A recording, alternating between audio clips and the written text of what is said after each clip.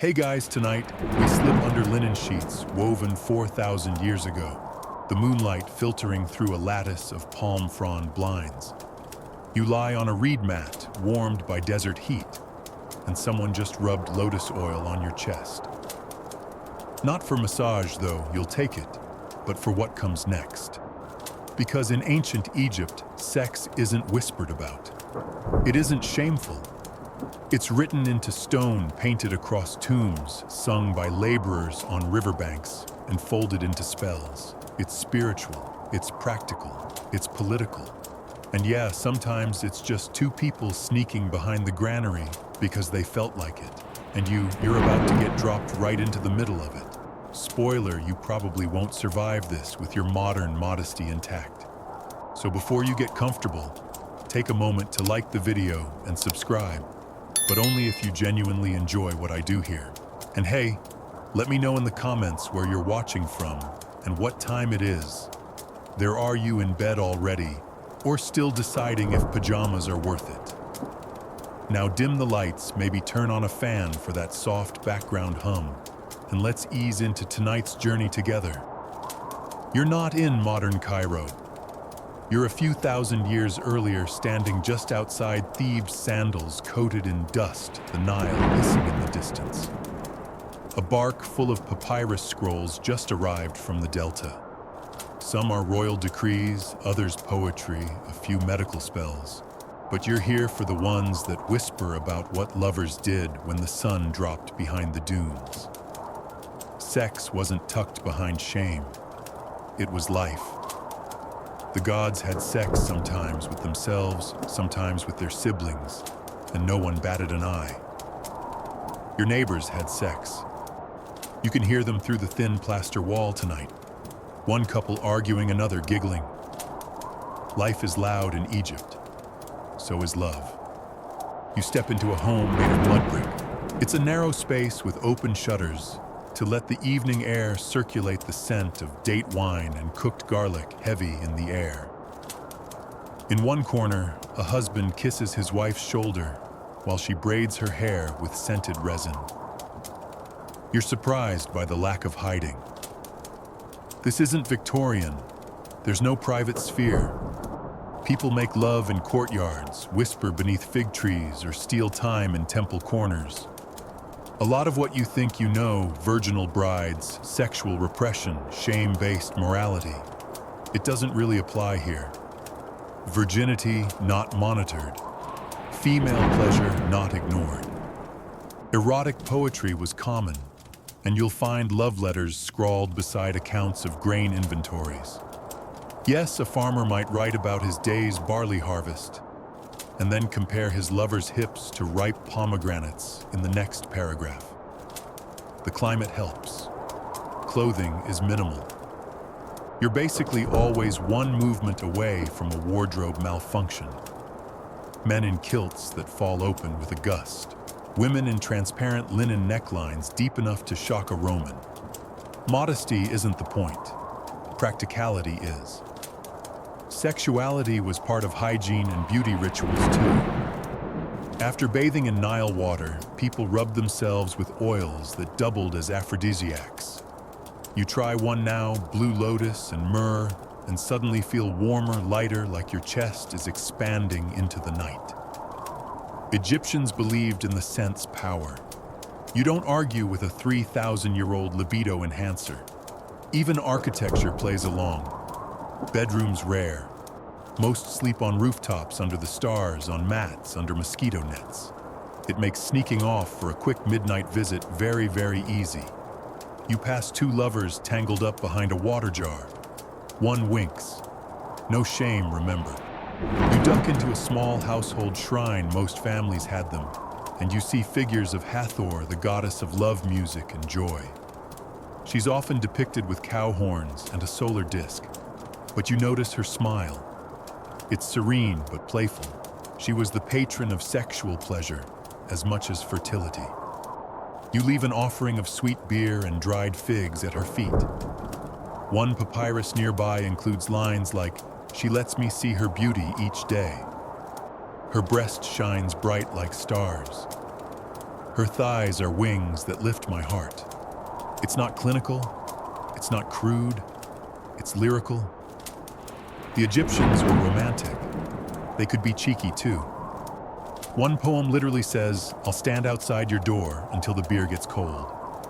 Let's pause on that. Ancient Egyptians had beer fermented from barley, thick and nutritious, often drunk through a straw to filter out sediment. It was unfiltered flirtation fuel. Parties flowed with it, weddings began with it, and you can bet a lot of post-harvest hookups did too. But back to the papyrus sheets. They were handwritten by scribes who doubled as poets. You hold one now. It's about a girl who hides from her mother to meet her lover by the reeds. Her garment slips, and her feet walk in joy. A metaphor, maybe. Historians still argue whether those love poems were based on real people or just literary fantasy. Doesn't matter to you. You're hooked. The Egyptians also joked about sex. In workers' villages like Deir el-Medina, where the artisans who built the Valley of the Kings live, you find graffiti with crude stick figures doing very not safe for stone carving things. A guy is drawn with a hilariously oversized lotus, another with a caption that roughly translates to "May she not walk straight tomorrow."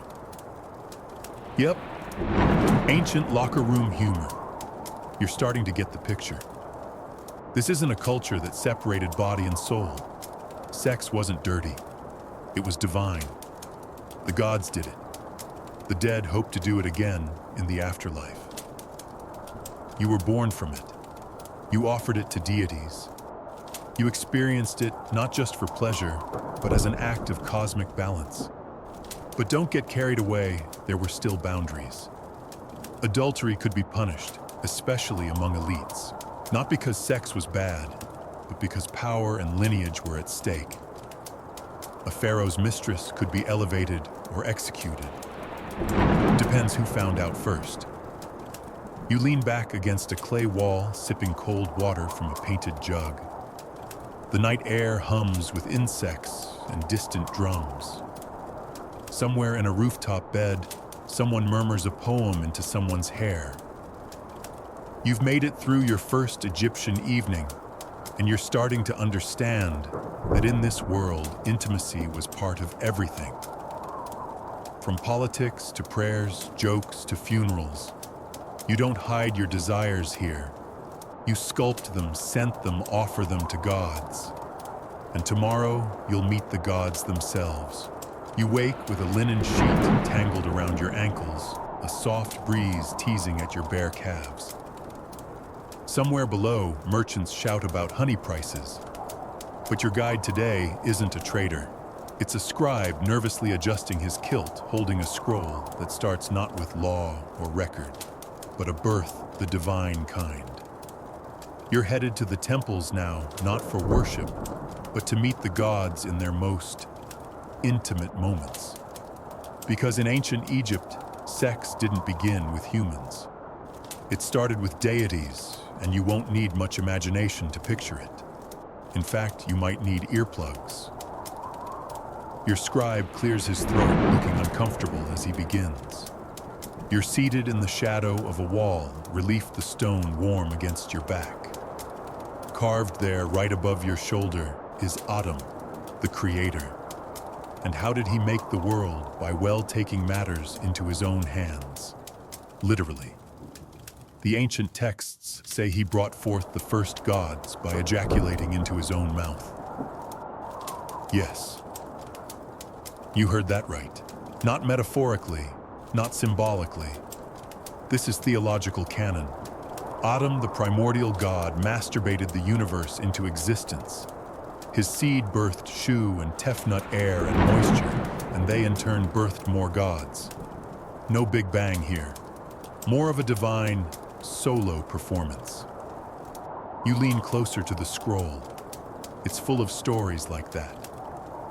Geb and Nut, god of earth and goddess of sky, were siblings locked in an eternal embrace so passionate, the sun god Ra had to physically pry them apart, inserting the air god between them. which is why the sky arches above and the earth lies flat. That's not atmosphere, it's afterglow. You giggle quietly.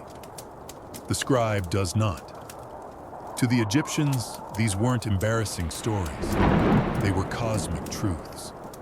The fertility of the land came from these unions. The Nile flooded because of the gods' pleasure. Each orgasm was a reenactment of creation. Sex wasn't private. It was reenacted in rituals, celebrated in festivals, and sometimes literally built into temple ceremonies. Your next stop is one such temple. It's modest from the outside, but within a different story. Murals show Hathor, goddess of sensuality, playing a sistrum while nude dancers whirl before her. There are priests, yes, but there are priestesses too, wearing golden wigs and coal-lined eyes, singing songs that are as much invitation as invocation. One of the verses you hear as you pass says, "Come, my beloved, let us walk into the garden. You are the sycamore, I, the nesting dove." It sounds sweet, but you know better now. These metaphors were layered, and many weren't subtle. Historians still argue whether these hymns were literal sexual acts during rituals or stylized metaphors for cosmic union. Either way, you're blushing. Inside a side chamber, there's a lesser-known tale, the one where Isis reassembles Osiris after he's murdered by his jealous brother Set. The kicker, his body is found, minus one important part. Isis fashions him a new phallus, yes, from gold, and conceives their son Horus through magical means. Did she use the golden one? That's still debated. But the story has endurance, quite literally. You trace the carvings with your fingers, gods creating gods, love tangled with vengeance, magic fused with lust. The ancient Egyptians didn't compartmentalize. To them, pleasure and creation were the same divine current, and nothing, not even death, stopped it. You pass into another room, dimly lit, lined with statues of Min, the god of male fertility. He stands proudly, often depicted holding his erect phallus, while lettuce is offered to him in tribute. Egyptians believed lettuce boosted sexual performance. You smirk. Maybe that's why it always felt suspiciously healthy. A local temple worker hands you a bunch of romaine. You chew thoughtfully. Tastes like cosmic virility. Next to Min's shrine is a rare find, a small figurine of Bes, a dwarf god, with a lion's mane and a mischievous smirk. He's protector of women during childbirth, but also guardian of bedrooms. People placed his image on bedposts to ward off nightmares, and some believe to encourage better dreams. You'll want one by your pillow tonight. As you step back outside, a priest mutters a blessing for seed that bears legacy. You're not entirely sure if it's about crops or children, but then again, neither were the Egyptians. Their metaphors were deliberate overlaps. Wheat sprouting from soil, semen flowing into a womb, Nile waters over dry land. It's all one mythic echo. You make your way through the bazaar, now temples behind you, but the divine tales follow. Kids play at being gods. One boy struts as Horus, while another pretends to be Set, mock wrestling in the dust. Their mothers laugh. One of them calls out, "Don't break his bones." Save that for marriage. Jokes like that weren't unusual. Even the sacred had punchlines. Erotic spells poked fun at impotence. Satirical tales mocked cheating gods. Your scribe tells you about the contendings of Horus and Set, where the two deities literally try to outsex each other. Set tries to dominate Horus by him violating him, but Horus tricks him with a lettuce trap. You decide not to eat any more today. Scholars still argue whether these myths mirrored societal dynamics or merely reflected divine chaos. But to the Egyptians, they offered guidance, explanation, and no small dose of entertainment. The sky darkens again. Your path back to the city is lit by torchlight. You pass a stonemason carving Hathor into a doorway lintel. He whistles as he works. Another artisan paints Nut, her naked body arching across a ceiling, stars dotting her skin. These aren't just decorations, they're invitations to remember that everything you touch, eat, worship was birthed through desire. A voice calls you over. A storyteller half drunk sits by a brazier. He's retelling a myth about a god who turned into a bull to seduce a queen. You catch the end of it, and when the child was born, it had eyes like heaven and a hunger like floodwaters. The crowd cheers. Someone passes wine. Tonight you sleep beneath Geb and Nut, earth and sky, and you dream of golden statues with knowing smiles, of sacred dances that summon rain of gods who did not hide their longing. Here, desire is not temptation. It's creation itself. The sun hasn't quite risen, but the breeze carries jasmine and something sweeter, lotus wine maybe, or just the thick perfume of last night's trysts still clinging to the garden walls. You roll onto your side atop a woven mat, rubbing sleep from your eyes as soft birdsong flutters in the trees overhead. Someone's humming. It's a girl, maybe 14. She's barefoot hair braided with beads, and she's scattering flower petals along a garden path. Behind her walks a boy with a reed flute and a lovesick face. You're about to witness a serenade in full bloom. Because today, you're dipping into one of ancient Egypt's most underappreciated treasures, love poetry. Not the kind chiseled into public monuments or stored in temple archives. These are the soft things scribbled on broken pottery, on the backs of household scrolls, or tucked into tombs like stolen kisses.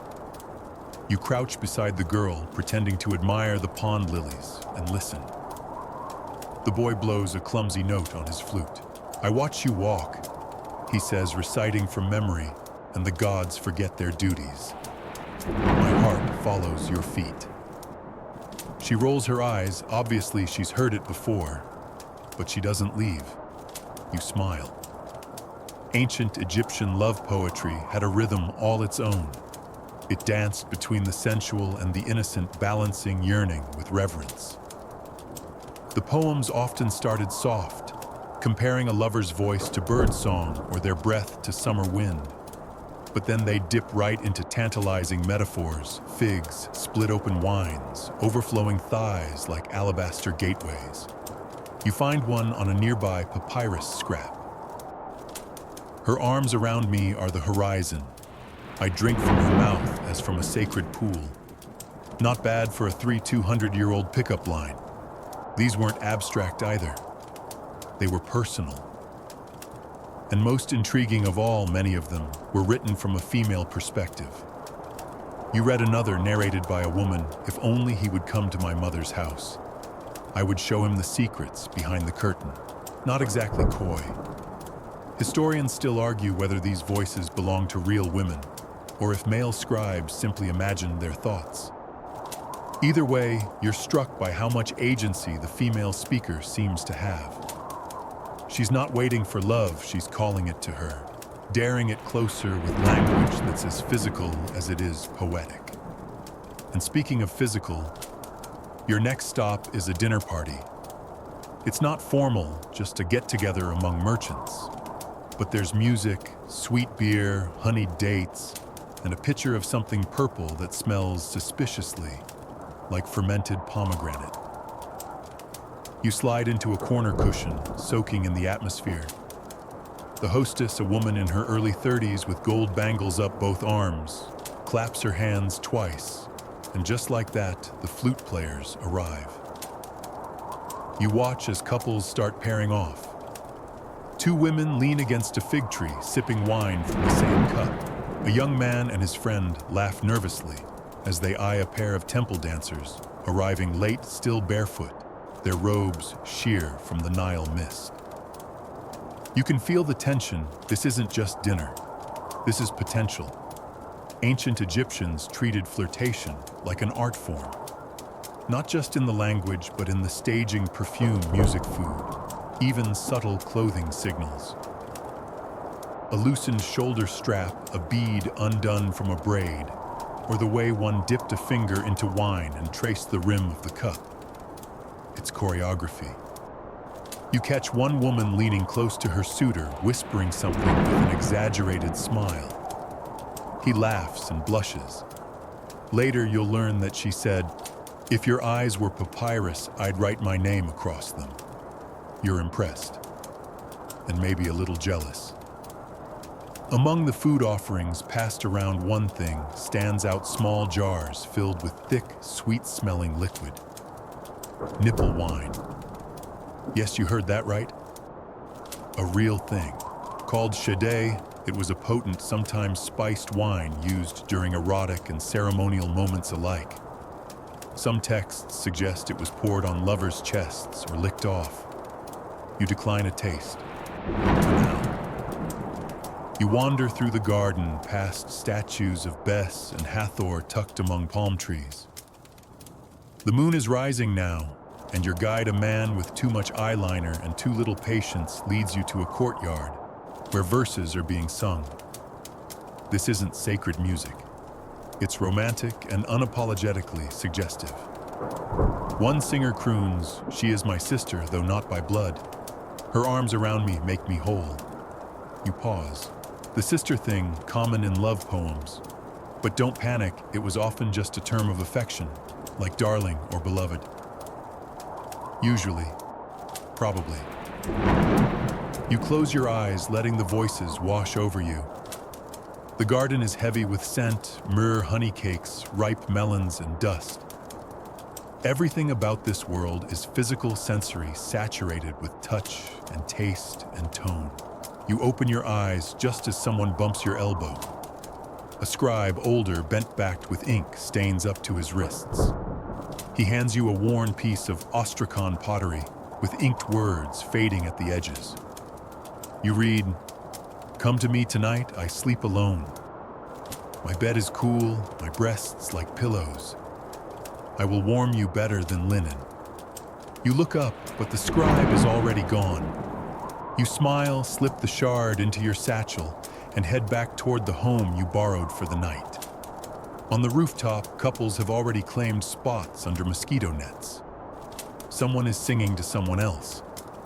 It's not a structured melody, more like a hum against a collarbone. You settle in beside an old clay pot, still warm from the day's sun, and watch the stars blink awake. You think about how ancient these gestures are: sharing a cup, reciting a line, brushing someone's fingers under the table.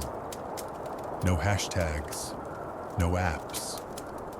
Just the full, unfiltered presence of someone choosing you. Egyptians believed love was as binding as any spell. A well-written poem could alter fate. A whispered promise in a garden could echo into the field of reeds. You feel that now, under the weight of the stars, under the weight of your own breath. One poem keeps looping in your head. You have captured my heart with your glance. I belong to you as the Nile belongs to the moon. And maybe, just maybe, that moon is smiling back. The morning breaks hot and early, and you're already sweating before the sun crests the date palms. Today, you're headed into the necropolis, not for death, but for art. And not just any art. This is the ancient Egyptian version of bedroom decor.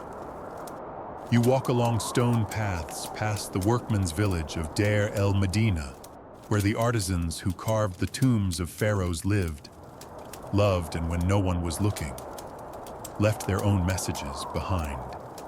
And some of them not exactly PG. You duck into a tomb's antechamber. The official stuff is all here: spells from the Book of the Dead, images of Osiris, weighing of the heart, the usual soul-preserving things. But deeper inside, in a private corner, rarely meant for public eyes, is something different. a faint, red inked image of a man and woman mid-embrace, their bodies curved like hieroglyphs, their joy as permanent as the limestone beneath your feet. Yep, erotic art. Real, explicit, and surprisingly common. Unlike the marble statues of later civilizations, Egyptian art didn't idealize so much as narrate. These weren't gods making love in the clouds. These were real people. Sometimes gods too, but portrayed with refreshingly human desire. You run your fingers along a faded sketch on a wall shard, likely drawn by a bored worker in a break room. A man chases a woman through papyrus reeds. She's smiling over her shoulder, and his kilt is doing nothing to keep secrets. You chuckle. The human condition has always been, well, relatable.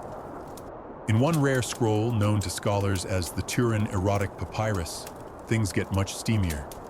It's a satirical, wildly exaggerated piece full of acrobatic sexual scenes, intentionally comical proportions, and one poor donkey who looks very confused in the margins.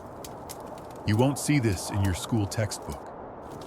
Historians still argue whether this papyrus was made for humor, for instruction, or even as a parody of sexual excess.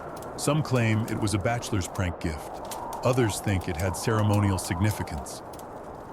What's certain, someone had a very lively imagination.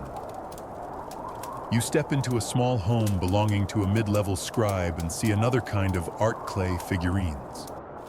One shows a woman lounging on a bed, hands behind her head, a confident smirk carved into her face. Another shows two figures locked in an embrace, legs tangled like river reeds. These were more than decorations. They were invitations, pleasurable reminders, maybe even magical aids.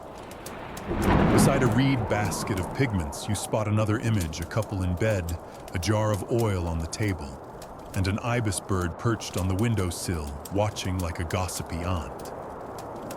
You can't tell if it's symbolic or just observational humor. Egyptians had a thing for combining the sacred and the silly. Not all sexual art was public, but not all of it was hidden either. At Karnak, you've passed carvings that are subtle, sure, but undeniably sensual lotus blossoms blooming beside entwined snakes, carefully arranged on temple walls. Even the language used in tomb inscriptions carried dual meanings. To unite the two lands was a political phrase, but also a poetic way to describe intercourse. Dual-purpose pickup lines. They had those. The color symbolism helped too. Red was associated with vitality, life force, sexuality, but also chaos and danger. You see it used in lipstick on statues, in the ink of certain erotic poems, and on the lips of Hathor in her more intimate depictions. Egyptians weren't afraid to let color talk dirty. You wandered toward a recently unearthed painter's studio. Pots of ochre and charcoal line the walls. A half-finished mural sprawls across the floor. A reclining couple, hieroglyphs above them, translating loosely to, "She opens the way of joy." You raise an eyebrow. Who needs subtlety? This intertwining of sex and art wasn't limited to the bedroom. Tomb inscriptions often referenced a couple's affection, physical closeness, or desire to be together in the afterlife. One reads, "May I sleep beside you for eternity. May our pleasure renew each morning." Forget eternity rings. Try an erotic death wish. You meet a woman preparing her husband's tomb decorations. She's placing personal items inside a gaming board, a favorite walking stick, and a tiny painted scene of the two of them embracing under a tree. "He always liked the sycamores," she says with a soft laugh. "Said they reminded him of my hair when I let it down." You smile at her sentiment, then realize yes, hair was considered erotic, especially long scented locks worn loose. Wigs were a turn-on too, especially those with layers of perfumed beeswax. Some even came with built-in scent cones. You spot a teen girl adjusting hers in a mirror, leaning close to her reflection, with the kind of confidence only someone with a scent cone on their head can muster. She turns, sees you looking, and says, "Oil of frankincense." Drives them mad. You believe her. Back in the tomb workshop, you notice something unexpected. Scribes painting lovers on papyri. Not just couples, but trios, ambiguous figures, genderless forms, joined in dance and touch. Not always explicit, but open-ended. There was a fluidity here, an acknowledgement of variety of expression of physical joy, unconfined to strict norms. You overhear a scribe mutter, "They'll never let this into the king's tomb." His friend snorts, "Then I'll put it in mine." Art wasn't just for pharaohs, it was personal, expressive, erotic, even after death.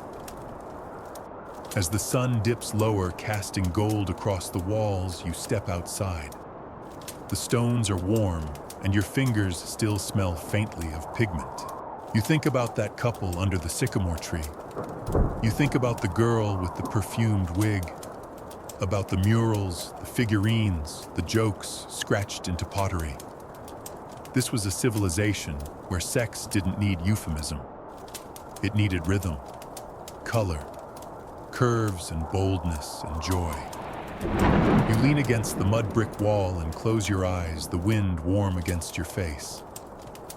Somewhere inside the tomb, a painter hums a song about love and stars, and a bit of dust settles onto your shoulder like ash from a long-ago fire. It's a dry, quiet morning, and your sandals crunch over a path bleached by centuries. The heat rises in waves as you approach a palace gate, ornate yet familiar. This isn't the pharaoh's domain, it's someone else's. A princess, perhaps, or maybe a queen. You're about to enter the upper crust of ancient Egypt, where love becomes less about whimsy and more about lineage and the family tree. Well, let's just say it's less a tree, more a wreath. Royal blood had rules, and one of them, keep it pure. That's how you find yourself standing beside a royal wedding bed, woven from ivory and gold, decorated with carvings of lotus blossoms and falcons mid-flight. It's beautiful. And it's about to host a union between a brother and a sister. Yes, that's correct. Sibling marriage wasn't some fringe taboo here, it was practically policy, especially for royals. The gods did it, so the pharaohs followed suit. Isis married Osiris Nut, lay with Geb, and so a daughter of the king could be expected to marry her brother to maintain divine harmony. In modern terms, nepotism, but with vows. You watch a ceremony now. The bride wears layers of transparent linen, her eyes painted with thick coal wings. The groom, her younger brother by just a few years, looks nervous but not unhappy. Their joined hands are bound with blue thread. They walk around a statue of Hathor, then offer milk and bread to one another, in a gesture both sacred and symbolic. It's not romantic in the Hollywood sense, but it's not grim either. These unions were layered political on the outside, spiritual in the middle, and yes, physical on the inside. They produced heirs who could claim godhood and kept rival bloodlines from inching too close to power. Historians still argue whether these sibling marriages were always consummated. Some say yes, pointing to royal children clearly born from such unions. Others suggest some were symbolic, preserving political control while allowing private love elsewhere. Truth, likely both. Depends on the dynasty and the bedroom. You visit the palace archives where scribes record royal births, adoptions, and alliances. You see line after line of names repeating. Ankhesenamun, daughter of Nefertiti, married to Tutankhamun, her half-brother. Amose, I married to sister Amosa Nefertari. You stop asking how and start asking how often. But it wasn't limited to siblings. Cousins, uncles, even a father-daughter pairing or two show up in the royal scrolls. The lines between kin and consort blurred, all in the name of dynastic purity. And while it might twist your stomach now, for them, it was duty. You step into a royal nursery. A boy with a shaved head toddles toward you, a miniature amulet swinging on his chest. His wet nurse watches nearby, murmuring a lullaby about Horus and his magical milk. You glance at the child's features, his father's eyes, his mother's mouth, who is also his aunt. Or was it niece, a palace tutor, explains the gods mix their blood so their power would not thin. Why should mortals do any less? You nod slowly. You've read the mythology. Now you're living the logic. But don't mistake obligation for lack of intimacy. You read love letters between royal siblings, and they're full of longing. One pharaoh writes, "My sister, my love, I thirst for you, like the desert for rain."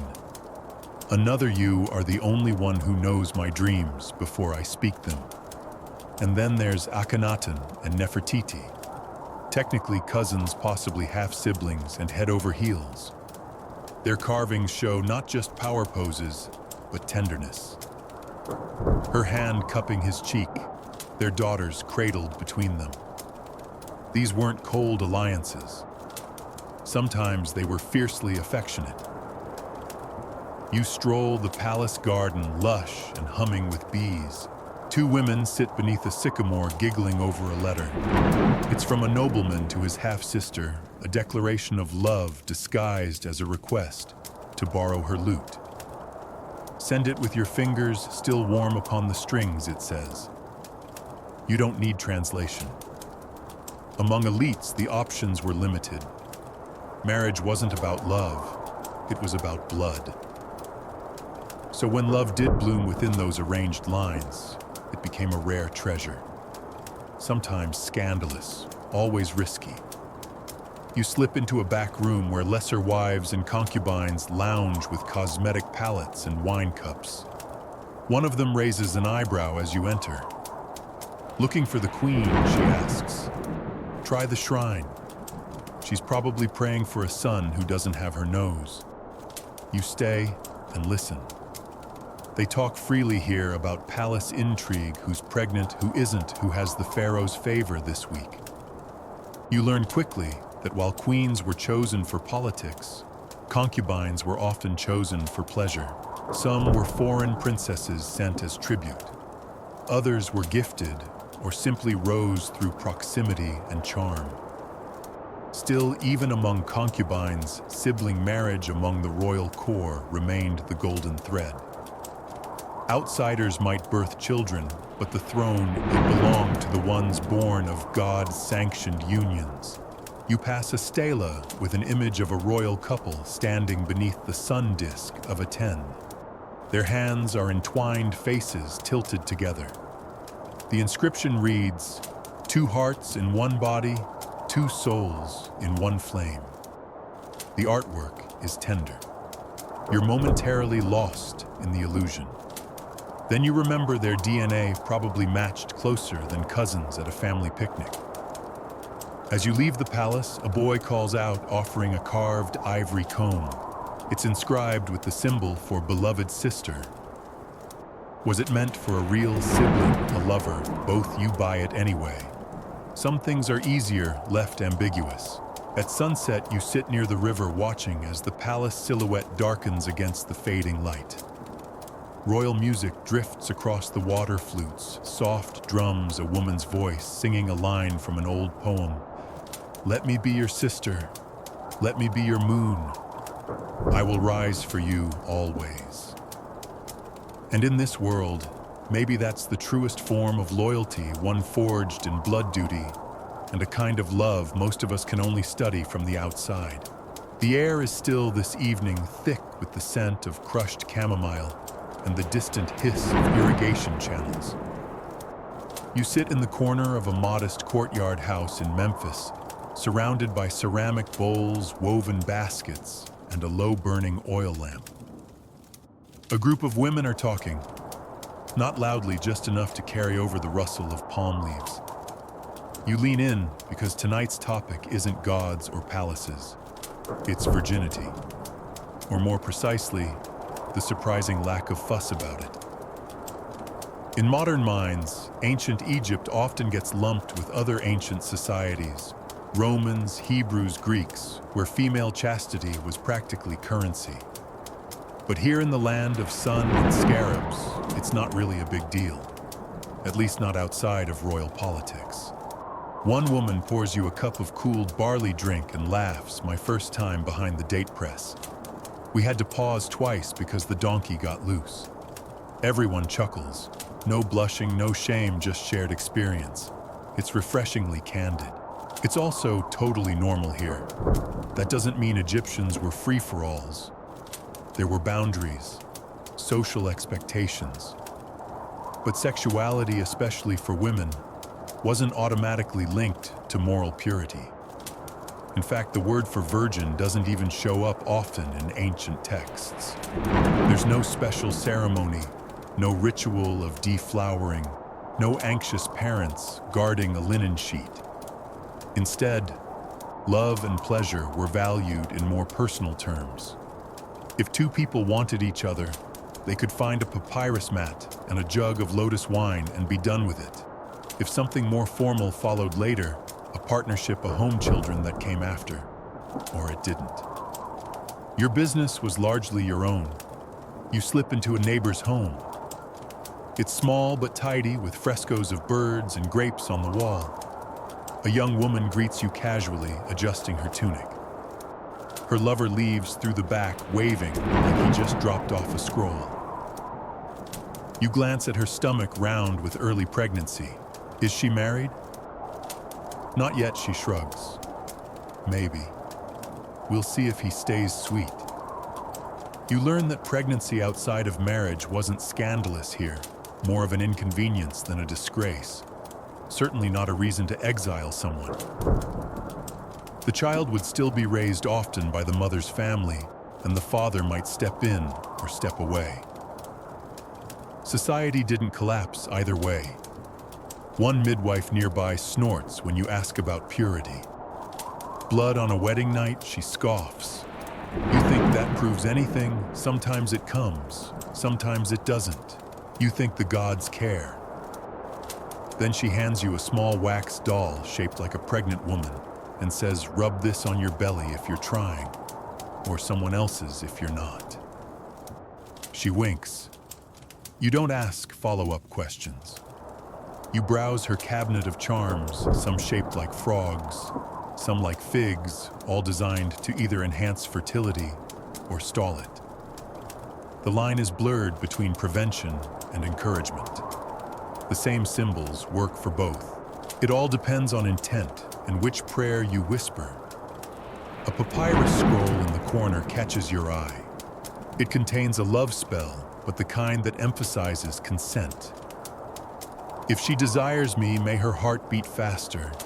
If she does not, may her path be clear of me. You blink.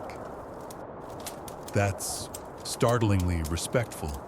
You take a copy.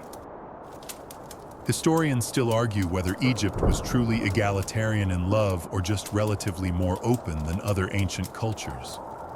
Some see these artifacts as evidence of progressive attitudes.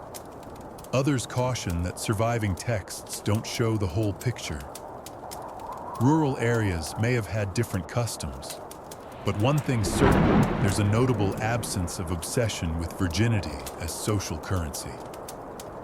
Back outside, a group of teens sit under a fig tree playing a gossip game. One girl is being teased for touching lips with the butcher's apprentice. Her response, he was clumsy, but he smelled like cedar. No shame, no slut-shaming. Just laughter and learning. You join a few elders nearby making garlands. They're less rowdy, but no less honest. One grandmother sighs about her first lover who went off to work the quarries and never returned. He had hands like polished wood, she says. Ruined every boy after him. Even language reflected this openness. There were over 20 different phrases for acts of affection, from innocent to intense, and almost none were pejorative. Some were metaphorical, like plucking the lotus. Others were strangely practical, like crossing the canal. You kind of love that one. You find an old song fragment etched into pottery. She leaned against the pomegranate tree. I touched her arm like the Nile touches the sand. She did not move away. Simple, honest, and without shame. A younger man nearby tells you about an old superstition. If a couple kissed under a sycamore tree during the new moon, the goddess Hathor would bless their union, but only if they truly liked each other. Lust alone wasn't enough. Consent was baked into the mythology. Even divine seduction required cooperation. You start to see the pattern. In this world, pleasure wasn't punishment. First times weren't guarded by uncles with torches. A young woman might choose to wait, or not. The concern wasn't purity, it was choice, timing, desire. The gods themselves modeled that freedom. Sex was creation, not corruption. One scholar you meet hunched over clay tablets tries to summarize it like this. They respected intimacy, but didn't criminalize curiosity. They knew pleasure could be sacred and still be casual. A kiss didn't have to be a covenant. You step outside again. The stars are beginning to prick through the velvet sky. From a rooftop, laughter floats down light and musical. Somewhere, someone is falling in love for the first time. Or the fifth. And nobody is keeping score. You lie back on a straw mat, warm from the day's heat, and let your mind drift. You think about all the young lovers who didn't have to worry about proving anything. About the girls who learned to flirt before they learned to fear. About the boys who weren't told to conquer, but to court. And as the moon slides higher, you remember that wax fertility doll tucked into your satchel. You smile, shake your head, and decide to keep it anyway, just in case. There's a heavy sweetness in the air tonight, the kind that wraps around your neck like silk and refuses to let go. You're standing in a perfumer's courtyard surrounded by pots, jugs, and crushed petals drying on woven mats. Someone just dropped a bundle of myrrh into a simmering pot, and now the entire space smells like golden syrup mixed with smoke and sex. Welcome to the sensual science of perfume. In ancient Egypt, this wasn't just about smelling nice. This was chemistry, ritual, seduction, and sorcery, all in one deep inhale. A young woman with oil-glossed fingers holds up a vial to you. Blue lotus, she says, tapping the slender neck of the glass. Good for dreams, good for love. Makes the tongue looser than wine. You take a cautious whiff and feel the heat spread behind your eyes. She's not kidding. Perfume was more than accessory here. It was weapon, invitation, identity. Egyptians layered scents based on mood, target, and occasion. You didn't just dab it on to smell nice. You anointed yourself to attract, to enchant, to tilt the scales of fate in your favor. A scroll nearby lists common ingredients: cinnamon bark, cardamom, juniper, sweet flag, henna, frankincense, myrrh, and of course the famous blue lotus believed to heighten desire and induce euphoria. You're told some women would soak petals in wine and leave it under moonlight, infusing it with Hathor's essence. You glance at the wine jug nearby. Yep, that's definitely glowing a little. You ask a perfumer how it works. He leans in close, too close, and says, "If I want her to come to me, I wear sycamore bark. If I want her to stay, cedar oil." You blink. He grins. "But if I want her to dream of me, first, black musk and lotus. Works better than poetry." You laugh, but take note. Perfume wasn't just romantic. It was medical, spiritual, political. Priests used it to sanctify. Embalmers used it to preserve. But lovers used it to blur lines. Between longing and decision. Between body and spirit. Between now and later. You meet a temple servant preparing an oil blend for a festival. She grinds clove and rose petals together on a smooth stone slab, mixing the paste with olive oil. "This one's for seduction," she says. "We smear it on dancers' skin so the audience forgets their names. It's working already." A dancer nearby rubs scented balm on her thighs, then leans against a fig tree, eyes half-lidded. She sighs, "The scent will stay in my sheets for 2 moons." You wonder whether that's a promise or a warning. You follow her into the temple of Hathor, the goddess of love and fragrance herself. Here the scent is thick and almost narcotic. Garlands of roses hang from columns, and acolytes burn cones of incense until the air becomes a slow-moving river. One priestess chants a hymn. Her breath is myrrh, her skin is sandalwood, her fingers leave trails of honey. You're not sure if she's singing about the goddess or herself. Historians still argue whether perfume in this setting was meant purely for the gods or as part of erotic rites. The lines blur. Some believe dancers and priestesses used fragrance to elevate their bodies into vessels of worship. Others think it was pure pageantry. Either way, the effect is real. You feel your pulse in your wrists. Later that evening, you visit a household where a young couple prepares for their wedding night. She's being bathed in milk steeped with crushed rose petals and cinnamon bark. He's being rubbed with resin oils by his brothers who joke loudly but never break rhythm. It's ceremonial, sure, but there's also something deeply intimate in the air. You notice amulets hanging from their necks, small alabaster flasks filled with custom blends. Hers is heavy on sweet myrrh and cardamom. His musk and crushed fig leaf. If desire had fingerprints, these would be them.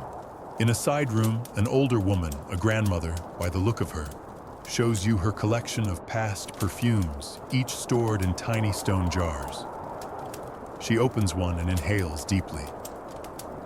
"This one was from the night my first son was conceived," she says.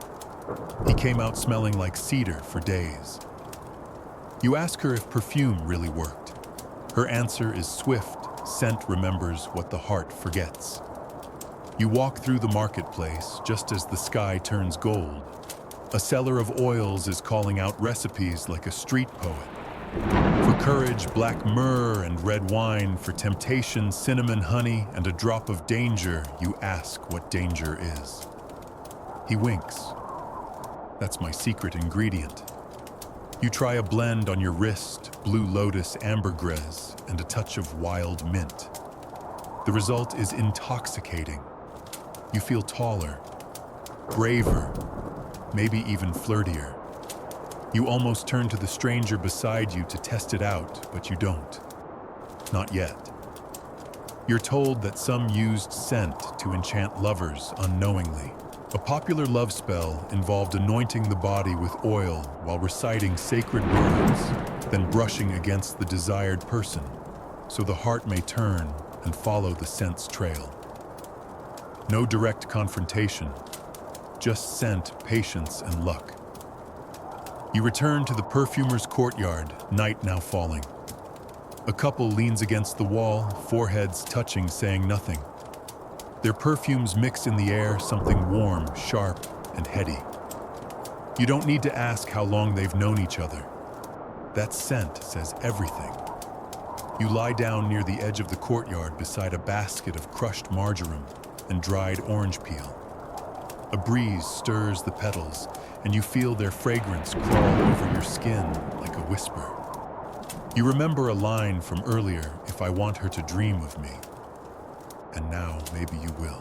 The sun blazes high today, and you're walking slowly, very slowly, behind a midwife's donkey cart that smells like fig syrup and something much less poetic.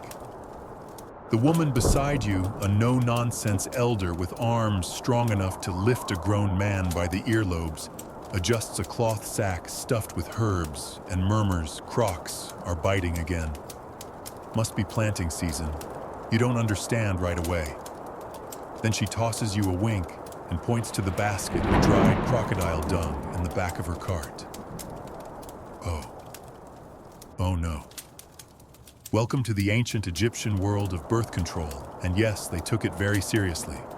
They just didn't have your pharmacy options. So instead, they got creative. You're headed to a midwifery hut near the Nile where women gather under papyrus awnings to trade stories, share remedies, and prepare methods. Some designed to help fertility, others not so much. The croc dung, it's not a joke. Women actually mixed it with sour milk or honey and inserted it vaginally as a contraceptive. Was it effective? Historians still argue. Some think it created an alkaline environment that discouraged sperm. Others believe it was more symbolic, an offering to Taweret, the goddess of childbirth, who just happened to have a crocodile tail and the teeth to back it up. You step into the shaded hut and get a close-up look at the tools of the trade. There are linen tampons soaked in honey and acacia bark, which, fun fact, contains lactic acid, a natural spermicide. There are pessaries made of dates and garlic. Some are even shaped like cones, dried and stored in jars. One woman holds up a tiny amulet carved into the shape of a frog and says, "This one's for when you don't want a child." You rub it with wine and place it under the bed. You ask how often it works. She shrugs. "Worked for my sister. I've got 3 boys." You watch her sort through a bundle of herbs, juniper, pomegranate root, silphium, now extinct, possibly from overuse, and willow bark. A young apprentice grinds them with a stone pestle, adding drops of beer and a splash of donkey milk. The resulting sludge smells effective. Probably tastes like regret. Contraception in Egypt was often herbal, topical, or inserted. Coitus interruptus existed too, and there are hints in older scrolls that some couples practiced periodic abstinence timed with moon cycles. You glance up. Yep, there's the waxing crescent. Tonight, a good night to skip it, apparently. You flip through a scroll left half open on the midwife's table. It's part recipe book, part spell list. One entry reads, "To keep seed from taking root, crush pomegranate rind with barley, rub upon thigh, and spit 3 times before the act." The science is questionable, the dedication impeccable. In another corner, a woman nurses her baby while complaining about the last pregnancy. "I drank the date brew every day, and he still came." Her friend shrugs. Maybe he wanted to be born. You know the stubborn ones slip through anything. You laugh, but you also realize these women aren't naive. They're aware that some of these methods work better than others, but they've passed them down for generations, tweaking recipes, watching outcomes, trusting instinct and observation. There's a living, breathing science here, just not the kind that gets published on papyrus journals with footnotes. You ask about abortion. The room gets quieter, not scandalized, just careful. One older midwife nods. There are ways, herbs, pressure, risky, not always clean. Then she adds, "But sometimes a woman knows what she can carry and what she can't. That's between her and the gods."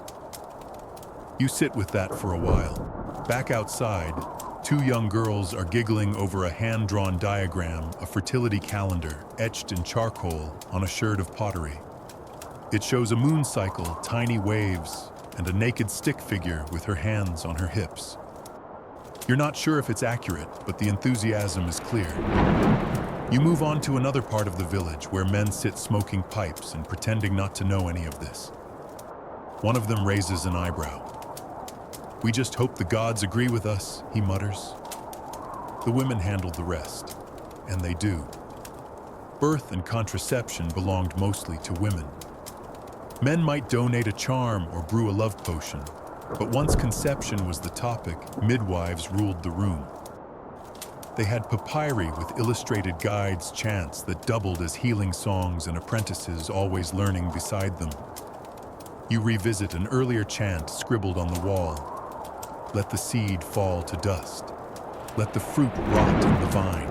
Let the womb be silent until I call it. Spoken softly while the mixture was prepared. Some called it magic. Others preventive medicine with a poetic touch. By afternoon, you're riding the cart back toward the village, now reeking faintly of herbs, ash, and crocodile dung. The midwife beside you hums a lullaby. Her lap is filled with cloth sachets, each containing a carefully wrapped pessary labeled with twine and wax. You wonder how many of these worked. How many babies were postponed? How many weren't? And you think about the quiet power of a woman choosing not to become a mother 4,000 years ago by moonlight, with a fistful of crushed acacia bark and a whispered prayer. Tonight, as the stars rise over the Nile, you lay on your side and hear the frogs singing in the dark. Messengers of Taweret, goddess of fierce hips and open wombs and secrets kept between women's hands. You close your eyes and breathe in the scent of blue lotus and garlic, which, depending on your goals, might actually be the perfect combination. You're squatting beside a basin of warm water arms, elbow deep in herbs and goat's milk, when the midwife hands you something that looks like a cross between a spell book and a shopping list. It's brittle yellowed and smells like womb smoke, if you know you know. This is a copy of A Midwife's Guide to Conception, Pregnancy, and Delivery, equal parts divine chant, medical manual, and mystery novel. Because in ancient Egypt, making babies wasn't just biology, it was alchemy, astrology, ancestral knowledge, and a healthy dash of hopeful panic. Let's see if the gods are interested. Today, says the midwife, wiping her hands on her tunic. She pulls a palm-sized idol of Taweret, a hippo-bodied goddess with lion paws and crocodile tail, and places it facing the sun. You're told she protects pregnancies, also terrifies demons, also might eat you if you cross her. Classic multitasking. You watch as a young woman enters the room. She's early in her pregnancy and nervous. Her mother hovers like a wasp. The midwife steadies them both with honeyed words and a flask of fig wine. Then, with fingers firm and practiced, she massages the woman's belly while murmuring an incantation about the river that swells and flows but never floods too soon. Egyptian pregnancy care was holistic physical touch, magical thinking, and plant-based science all braided together. No prenatal vitamins, but plenty of support. Acacia leaves for infections, castor oil as laxative, myrrh resin to reduce swelling, and the occasional prayer to Hathor, who was known to bless the womb as casually as she blessed wine jugs. You glance at a reed basket filled with charms. One is shaped like a cow's udder, another a pair of tiny legs. The midwife explains they're worn around the neck or ankle to encourage easy labor. You ask if they work. She smiles, better than husbands do. There's also a practice here of fertility testing one you'll be relieved not to try yourself. Women would urinate on wheat and barley seeds over several days. If the seeds sprouted, pregnancy was likely. Surprisingly, modern science later confirmed this works about 70% of the time. That's better odds than a coin toss. Or WebMD, you sit by the hearth where a pot steams with a blend of herbs. This mixture will be fed to a woman after conception to anchor the soul. Egyptians believed that the soul hovered nearby in early pregnancy and had to be coaxed to stay. Some families placed offerings under the bed figs, incense, sometimes small statues, to tempt the soul to attach. One papyrus scroll near the doorway contains another chant. Let her belly swell like grain in flood. Let her child be shaped like Ra's first word. Let no shadow steal the breath meant for her. It's part poem, part plea, and entirely human. You watch another woman preparing for delivery. She's in her final weeks and surprisingly calm. Midwives here don't hide pain behind curtains. Birth is expected to be messy, noisy, and filled with life. There's no shame in screams, no apology for blood. It's sacred, but not silent. A birthing chair sits in the corner, 2 tall armrests, and a hole in the seat for the baby's exit. She'll squat or sit assisted by 2 midwives on either side, while another supports from behind. There's also a rope hanging from the ceiling for pulling during contractions. You imagine tugging for dear life while being sung to by women soaked in sweat and experience. It sounds terrifying and beautiful. During birth, protective spells are chanted non-stop. One involves reciting the names of protective goddesses Isis, Nephthys, Taweret Bel, and blowing over the mother's belly. Another involves drawing a doorway in the air and inviting the soul to pass through. When the baby arrives alive, crying covered in sacred goo, the first things done include cutting the cord with a copper blade, rubbing the child with salt and oil, and whispering its name into its left ear. But not all pregnancies end in celebration. You hear stories tonight? Quiet ones? A woman who lost twins in her 6th month. Another whose body bleeds at every new moon but never brings life. There are tears, but not silence. Grief is spoken here, shared, shaped, and softened by community. The women light incense and place red stones around the grieving mother's home to distract the jealous spirits. You ask one woman if that helps. It makes people knock before entering, she says. Sometimes that's all I need.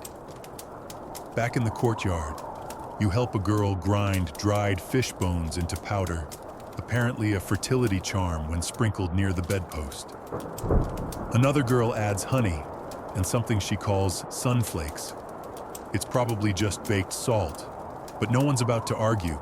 You're given a charm to carry home a tiny clay doll wrapped in linen thread with the word Ankh, life, scratched into its belly, just in case the midwife says. As night falls, you lie on a roof beside the village goats, listening to crickets and faraway chants. In this world, the line between medicine and magic is thinner than papyrus. Everything is a cure. Everything is a question. You dream of floating babies wrapped in lotus petals, of goddesses stroking bellies swollen with potential, of midwives who wield both words and blades. And somewhere in the darkness, a mother whispers into her newborn's ear, calling it back into the world, one heartbeat at a time. A drumbeat rolls out from the temple courtyard, like the slow pulse of some ancient heart. You feel it in your chest before you hear it with your ears. You're standing just outside the house of Hathor, the goddess of love, music, joy, and yes, seduction. Inside, something sacred and suggestive is happening. Time to slip your sandals off and follow the rhythm. Tonight is a special feast night, the festival of drunkenness dedicated to Hathor, where rituals and revelry blur into one intoxicating swirl. There are dancers, musicians, and rows of low tables already piled with lotus wine and dried figs. But you're not here for the snacks. You're here to learn what it meant to worship with your body. And in this temple, bodies are everything. Inside, incense curls in the warm air like slow fingers. You're offered a cup, blue-streaked ceramic filled with something that smells like honey and thunder. It's fermented date beer spiced with ginger and mandrake.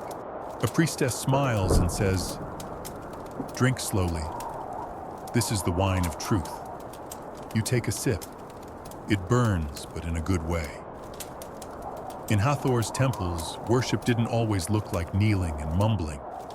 Sometimes it looked like dancing, singing, touch.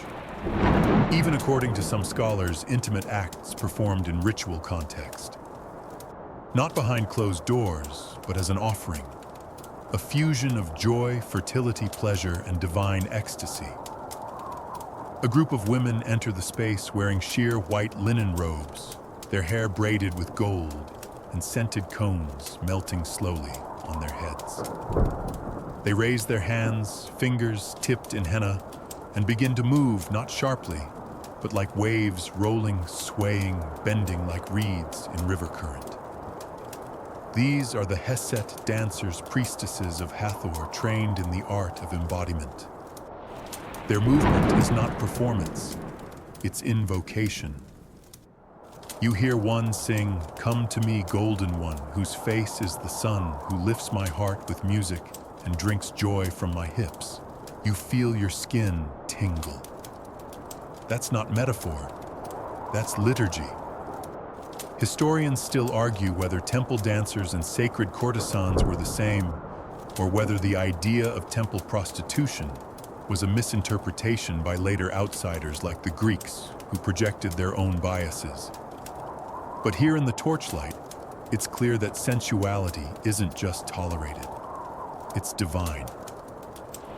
One priestess approaches you, her eyes lined in the thick coal, her lips dusted with crushed carmine. She paints a symbol on your wrist, a mirror, Hathor's sacred emblem, and whispers, "Reflect her," and she reflects you. You stay still, trying not to shiver. Nearby, a young initiate burns incense while reading from a scroll. It's part hymn, part prayer, and part, let's be honest, erotic poem. Let your fragrance enter my breath. Let your name be honey on my tongue. Let the bed be wide as the Nile in flood. You glance around. Some people are meditating. Others are kissing. A few are disappearing behind veils of linen partition. This is worship, as surrender, not restraint. Pleasure here is a language that speaks directly to the divine. You sit next to an older priestess who's watching the scene with an amused smirk. People forget, she says. The body is part of the soul. Hathor doesn't want us to wither in prayer. She wants us to live, to feel. She hands you a charm, 2 interlocking lotus flowers carved from lapis lazuli. For union, she says, but not just of flesh, of breath, of will. You tuck it into your belt, fingers lingering on its smooth surface. The air smells like jasmine and clove. Somewhere behind you, someone laughs low and slow, like they've just remembered how to enjoy being alive. There are stories here passed down among priestesses, of couples who came to the temple on festival nights, seeking a blessing for fertility, and left with more than they bargained for. Of high-ranking officials who offered their bodies for a night in exchange for divine favor.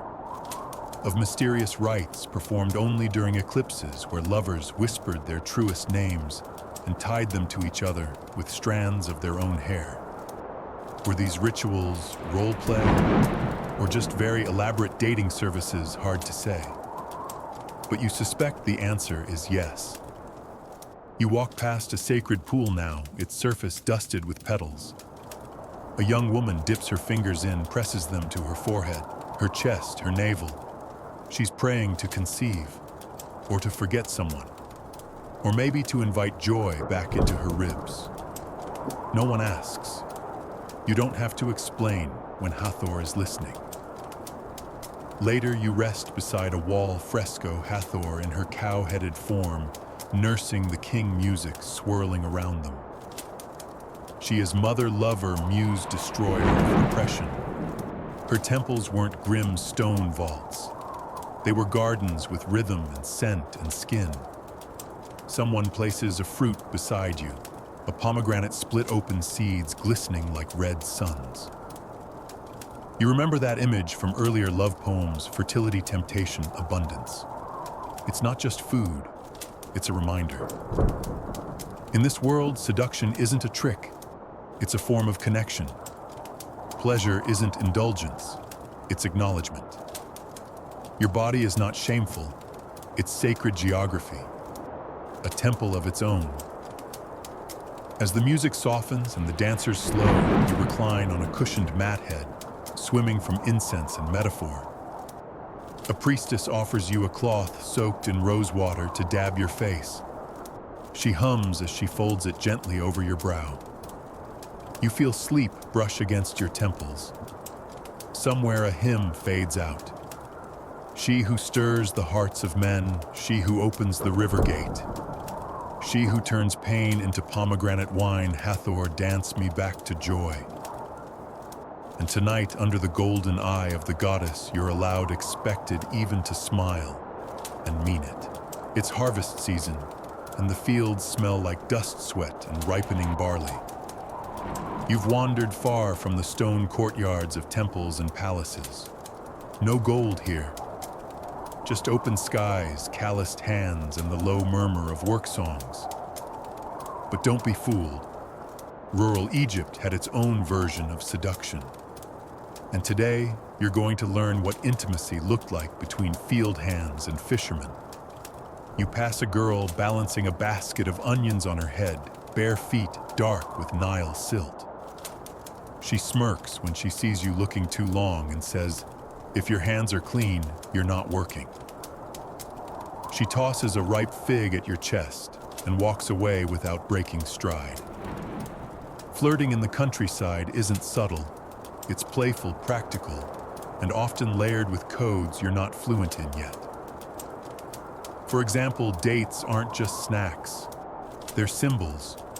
When a boy gifts you a date, he's not offering calories, he's offering company. You watch as a young man tries exactly that, slipping a date into the hand of a reed cutter. She rolls it between her fingers like it might turn into a promise. Later, you see a girl wearing a lotus tucked behind her ear. That's not a decoration. It's a signal I'm open to conversation, or more. The language of seduction here relies on props, flowers, baskets, beads, as much as it does on words. You start noticing patterns. A dropped headscarf left accidentally in someone's boat. A smudge of perfume left on a shared tool. If you're clever, you pick up the hint. If not, that's your problem. Boats are especially risky and tempting. You're told that sneaking away for a 2-oar ride is a time-honored way to test compatibility. You learn quickly in a boat. One boy says if she'll argue with your direction or row with you. You see it play out. A couple paddles away from shore in a small wooden skiff. From a distance, it looks like fishing. From up close, it's a whole different story. The boat drifts into the reeds, vanishing for a good half hour. When they return, both look damp, windblown, and deeply uninterested in fish. You hear another girl laugh to a friend, "I let him steer this time." But next time he rows with his back to me. It's less a pickup line, more a threat. And it works. At the riverbank, older women wash clothes and gossip with the fluency of oracles. "She wore her good sash today," one says, nodding toward a girl laying out laundry. Means she's hunting. Another replies, "Well, the priest's son just started bringing her eels. That's as good as a betrothal." Eels, apparently a local symbol of virility. Also delicious. You take notes. There's music too, light flutes and drums often played after sunset, when the air cools and workers loosen up. You sit near a cooking fire, chewing roasted garlic and lentils, while a boy sings to his lover. My heart sails like a papyrus boat, following your scent through lotus marsh. You kiss me once, and I forget my path. It's charming, slightly off-key. You're jealous anyway. These aren't aristocratic love poems meant for the afterlife. These are living verses full of mud and heat and awkward first touches. Love in the fields is gritty. It's sunburns and calloused hands brushing under the harvest baskets. It's two workers sneaking into a grain store and pretending the door jammed shut for just a little longer. You meet a shepherd girl who carries a love charm around her neck, a lump of wax with 2 carved initials melted together. If it melts too fast, she says he's not meant for me. If it holds shape until the moon's full, he's mine. You ask if it's ever worked. Twice, she says, grinning. First one was lazy, second one couldn't cook. This one, she shrugs, still testing. You like her already. The further you walk, the more the river becomes central. Bathing rituals are flirtation opportunities. Couples wade in together, splashing with feigned innocence. Some disappear behind rushes. You spot two sets of footprints leading away from the shore. Toes pointing slightly inward, classic sign of a post-swim cuddle under a palm grove. Fishing, too, has its stories. One older man tells you about a boy who hooked a huge tilapia and laid it on a girl's doorstep with a lotus flower in its mouth. They had 5 kids, he says. All smelled like fish first week or so. He laughs himself breathless. Even market days become soft, buzzing hives of tension. You see one couple arguing over bread prices, loud, performative. But as you follow them through the stalls, they keep bumping hips, sharing glances. At the date stand, she lets him pay. That's the ancient version of let's go halfsies on the Uber. Later, you join a sunset gathering in a barley field.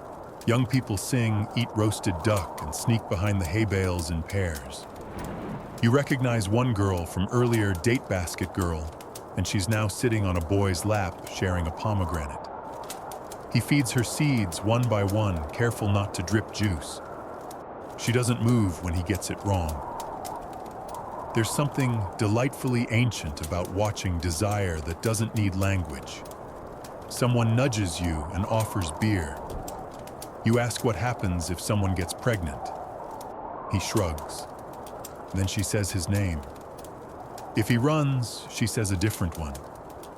This world is full of touch and rhythm, river and root, heat and shadow.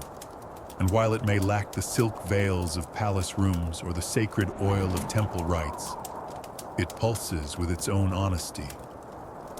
There's no performance here, just people, wanting, trying, sometimes fumbling, often succeeding. You lie back on a pile of harvested reeds as stars blink into being. The couple in the boat hasn't come back yet. You hear frogs' far-off music and the steady, lazy heartbeat of the Nile. And you wonder if someone placed a pomegranate on your doorstep tomorrow morning, would you answer it? The sound of a clay jug shattering breaks the calm. You're sitting outside a modest home, mud brick walls, blue shutters, a pot of mint steeping on a windowsill when the argument starts. A man storms out, cloak half-fastened, face flushed. A woman follows, holding the broken jug by the neck, like it's still full of something useful. You catch only fragments. Don't lie to me, and her scent was on your skin. Welcome to the other side of ancient intimacy, jealousy, breakups, and the bureaucracy of heartbreak. Despite all the poetry and date wine courtship, not every Egyptian love story ended in cosmic unity. And unlike some cultures where relationships were locked tight, Egyptians had a surprising tolerance for marital dissatisfaction and ways to end it. You slip inside the house, once tempers cool. The woman sits with her mother, muttering under her breath. He thinks just because he brings figs, I won't notice another girl's coal on his neck.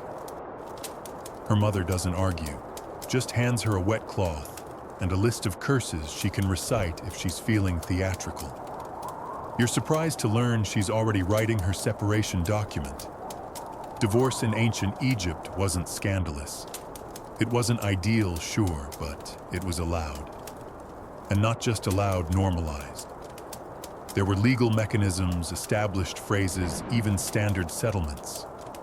You examine a copy of one, I am free of you as you are free of me. I have taken back my goods. You owe me no more bread, no more oil, no more bedding. That's not a spiteful breakup. That's a formal uncoupling, and it could be initiated by either party. Yes, women could leave their husbands. And not just for abuse or abandonment. If love fades, one elder says the gods understand.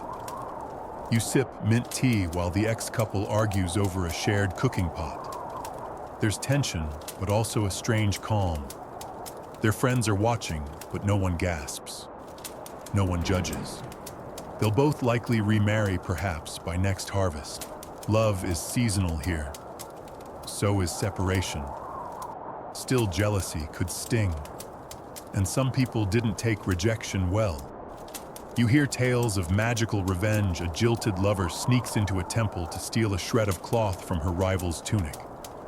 She buries it with an onion and whispers, "Let his eyes rot for her, as onions rot in soil."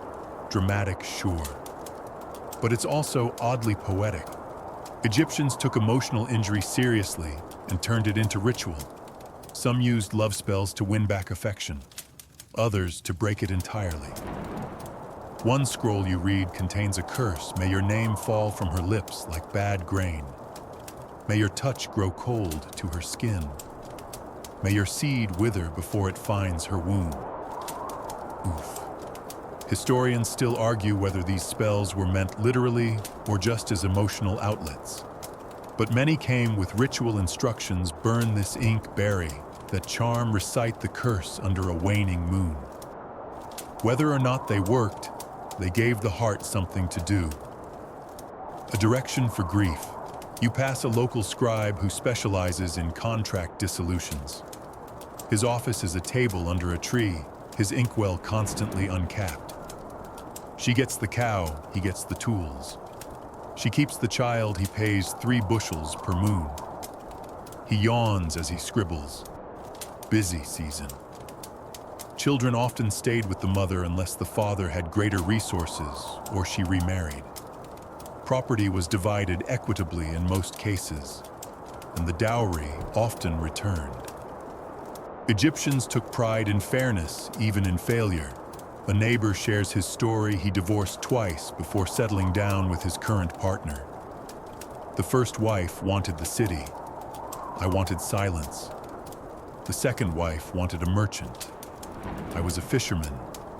This one, he gestures toward a woman humming while she peels garlic. She wants my hands to be warm at night. That I can do. You smile, but there are darker edges too. Infidelity among commoners was tolerated up to a point. But among the elite, dangerous. For royal wives and high-status women, affairs could lead to exile or worse. Men were usually scolded or fined.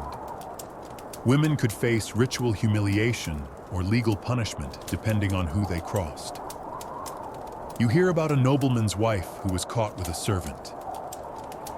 Her husband didn't kill her, but he did petition the priests to remove her name from their shared tomb stela. That's social death, worse than divorce. Still, love often returned. You attend a small reconciliation ceremony that night. A couple recently split sits opposite each other, hands dipped in rosewater. They don't speak for several minutes. Then the woman says, "You remembered the figs?" He nods. She takes his hand. That's it. Not official, but meaningful. In the background, an elder plays a slow tune on a double-piped flute. The scent of grilled fish hangs in the air. A child giggles from behind a curtain. Life doesn't pause for heartache. It just folds it in. You find yourself lying under an acacia tree later, watching moonlight drift over the river. A fisherman rows by, singing something soft. She left before the sycamores bloomed, but her scent still lives in my net. When I pull it in, I find only wind. You sigh. You've heard better poems, but you've also heard worse apologies. In ancient Egypt, love could be sacred, but it could also unravel. And when it did, the people didn't hide it.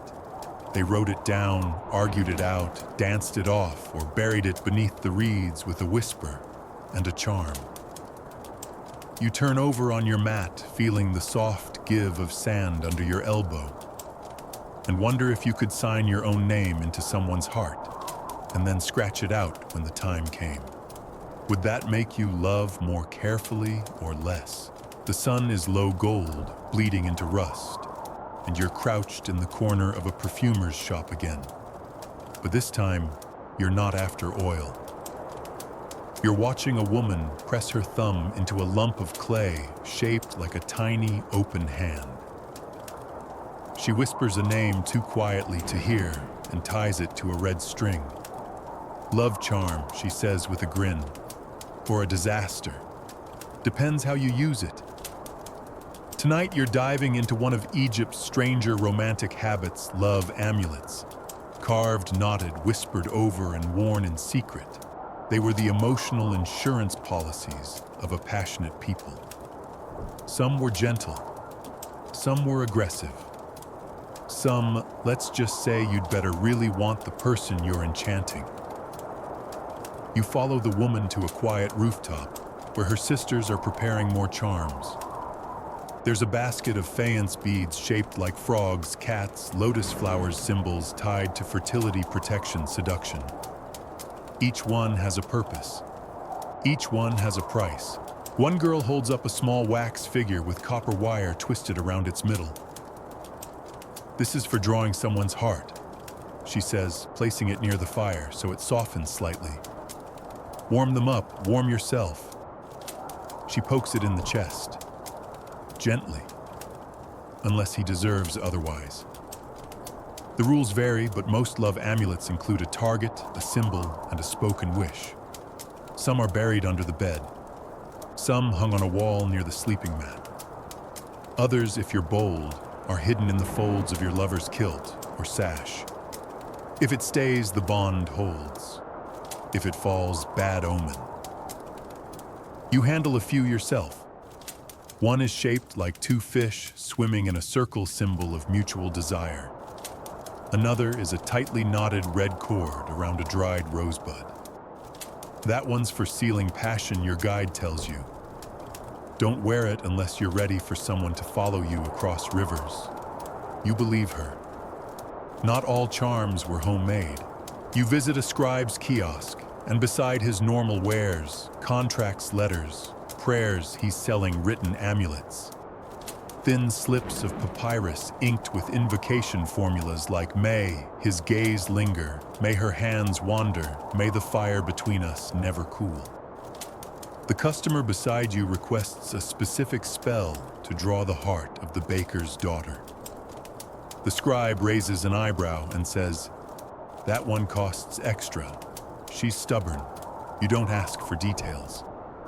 You're shown an older charm retrieved from a burial site, a bronze ring engraved with the hieroglyphs for union and breath. It's believed to have belonged to a couple who couldn't be together in life, so they arranged to meet in the afterlife instead. They wore matching rings, a kind of eternal plan B. One local woman tells you about a charm carved into a date pit. It looks like nothing, a crack maybe, or a wormhole. But she says it was placed in her cousin's sandals when he started ignoring his lover. By the end of the week, she says he showed up at her door with lilies and bad poetry. And if all else failed, there were breakage charms, amulets created not to make love happen, but to end obsession. A wax heart melted under the light of a crescent moon. A feather dipped in sour milk and thrown into the Nile. One ritual involves writing your lover's name on your own skin, then washing it off in beer while reciting, "Let her leave my blood. Let her walk out of my ribs. Let my sleep return to me alone." Historians still argue whether most of these practices were common superstition or tightly regulated ritual. Some scrolls warn against sorcery of the heart. Others list love charms right next to headache cures and hangover remedies. It's hard to say where the line was drawn, or if there was a line at all. You visit a temple of Bes, the dwarf god, who protects love and laughter and fertility, and see votive offerings, carved hands, tiny phalluses, heart-shaped stones painted with crude little faces. One reads, "Let her look my way again." Another, "Make him stop crying." Sometimes the gods answered. Sometimes they watched and smirked. You pass a mother teaching her daughter how to knot a love cord.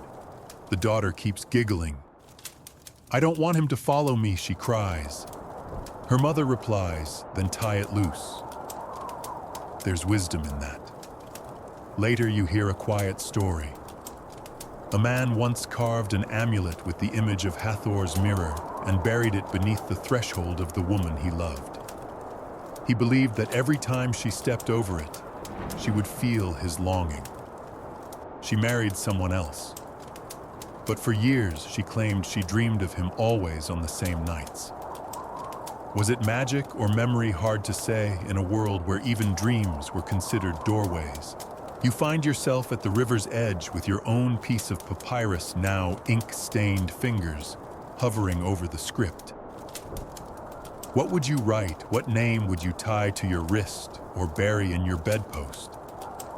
Or are you already carrying someone invisibly through this strange, soft desert? As you walk back into town, the wind picks up. A red thread catches on your ankle. You stoop to untangle it, but then you pause. Just for a second. Then you leave it there. Because in Egypt, sometimes love finds you by accident. And sometimes you let it. It's a slow morning in the market square, and the air is thick with bread steam and sarcasm. You lean against a pottery stall, watching a woman argue loudly with a garlic vendor over the weight of a bundle. She's winning, and she knows it. No husband in sight, no father hovering behind her. Just her coin purse, and a glare that could part the Red Sea. Welcome to a question rarely asked with any seriousness. What did women really want in ancient Egypt? You're about to find out. And spoiler, they had opinions. Loud ones. Contrary to what you might expect, Egyptian women weren't shrinking violets hidden behind veils. They had legal rights, personal property voices in marriage contracts, and importantly, desires. You spend the day weaving between homes, gardens, and gossip circles, listening to what the ladies really thought about love, lust, and the men who tried to guess their thoughts. You begin in a courtyard where 3 women are weaving linen and rating their husbands like they're comparing figs. Mine says he's too tired for nighttime visits. One snorts. But he'll paddle upriver for a fishing trip before dawn, please. Another chimes in, mine still thinks I moan because he's good, not because I want him to hurry up and finish. They howl with laughter. You learn quickly, Egyptian women expected their lovers to try. Not just perform mechanically, but to engage, to flirt, to listen, to understand mood. There are love poems written in a distinctly female voice that don't just hint at what she wants, they announce it. He passes my door and I lean out, my dress slips, but I don't pull it back. Let him see, let him know, let him come. That's not bashful, that's bold. You peek at a scroll where a young woman's diary records her lovers like a logbook. The baker was sweet, but too soft. The harpist had rhythm, but no rhythm, if you understand. You do. Too well. Historians still argue whether these women were truly liberated, or whether these are the voices of exceptions, poets, priestesses, the privileged few. But across class levels, traces of female autonomy appear again and again. Market wives with their own business contracts. Widows managing their late husbands' farms. Divorced women keeping the house and the children. It wasn't utopia, but it wasn't silence either. You visit a bathhouse where women are massaging scented oil into their thighs and laughing at a young scribe's love letter. He says, "I'm like a carved harp. Who wants to be played all day?" One scoffs. Tell him I'm more like a drum. Sometimes I need to be struck. You think she's joking. You're not entirely sure. Another girl shares her wish. I want someone who doesn't just notice me. I want someone who notices when I notice him. You raise your eyebrows. She shrugs. A glance is work. A smile is work. He better meet me halfway. You find an older woman selling charms and herbs. You ask her what women want most. She doesn't hesitate. To choose the right man, the right time, or no man at all. That's enough. Choice was key. Even in love spells, women crafted more nuanced desires than just make him love me. One you read says, "May he come to me when I call, but only if my heart still stirs for him." You find that line echoed in a story told by a dancer at the Temple of Hathor, who once tied a red thread for a soldier, then untied it when he returned from war with too much pride and not enough fingers. When it came to marriage, women were not passive prizes. They negotiated terms, property rights, and even cohabitation clauses. One contract you read includes the line, "If he takes another wife, she shall not live in the house of the first." That's not just legalese, that's strategy. You wander to the granary, where a woman supervising 5 men is arguing over delivery weights. One of them tries to flirt. She deadpans, "Talk to me when you know how to balance scales." He blushes. She smirks. Another worker mutters, "She broke 3 hearts last year." 4, someone corrects. You start to understand these women weren't waiting to be adored. They expected reciprocity, emotional, physical, economic. They weren't shy about attraction either. One tells you, "When I like someone, I make him a honey cake and drop it at his door." You ask what happens if he doesn't get the message. "Then I stop baking." Let him miss it. Simple, brutal, delicious. You attend a storytelling circle where a girl recites a tale about a merchant's daughter who dressed as a boy to sneak into a festival and ended up falling for a temple dancer. Her father didn't approve, the girl says, but her mother gave her a new tunic and told her to follow her heart. The audience claps. You get the sense this story is based on something real. A grandmother later confesses, "I married a scribe, but I kissed a priest for 5 years before that. He smelled like cedar and ash. Still think of him when I sweep the courtyard." And yes, women talked about that too. You overhear a chat about technique, what feels good, what doesn't.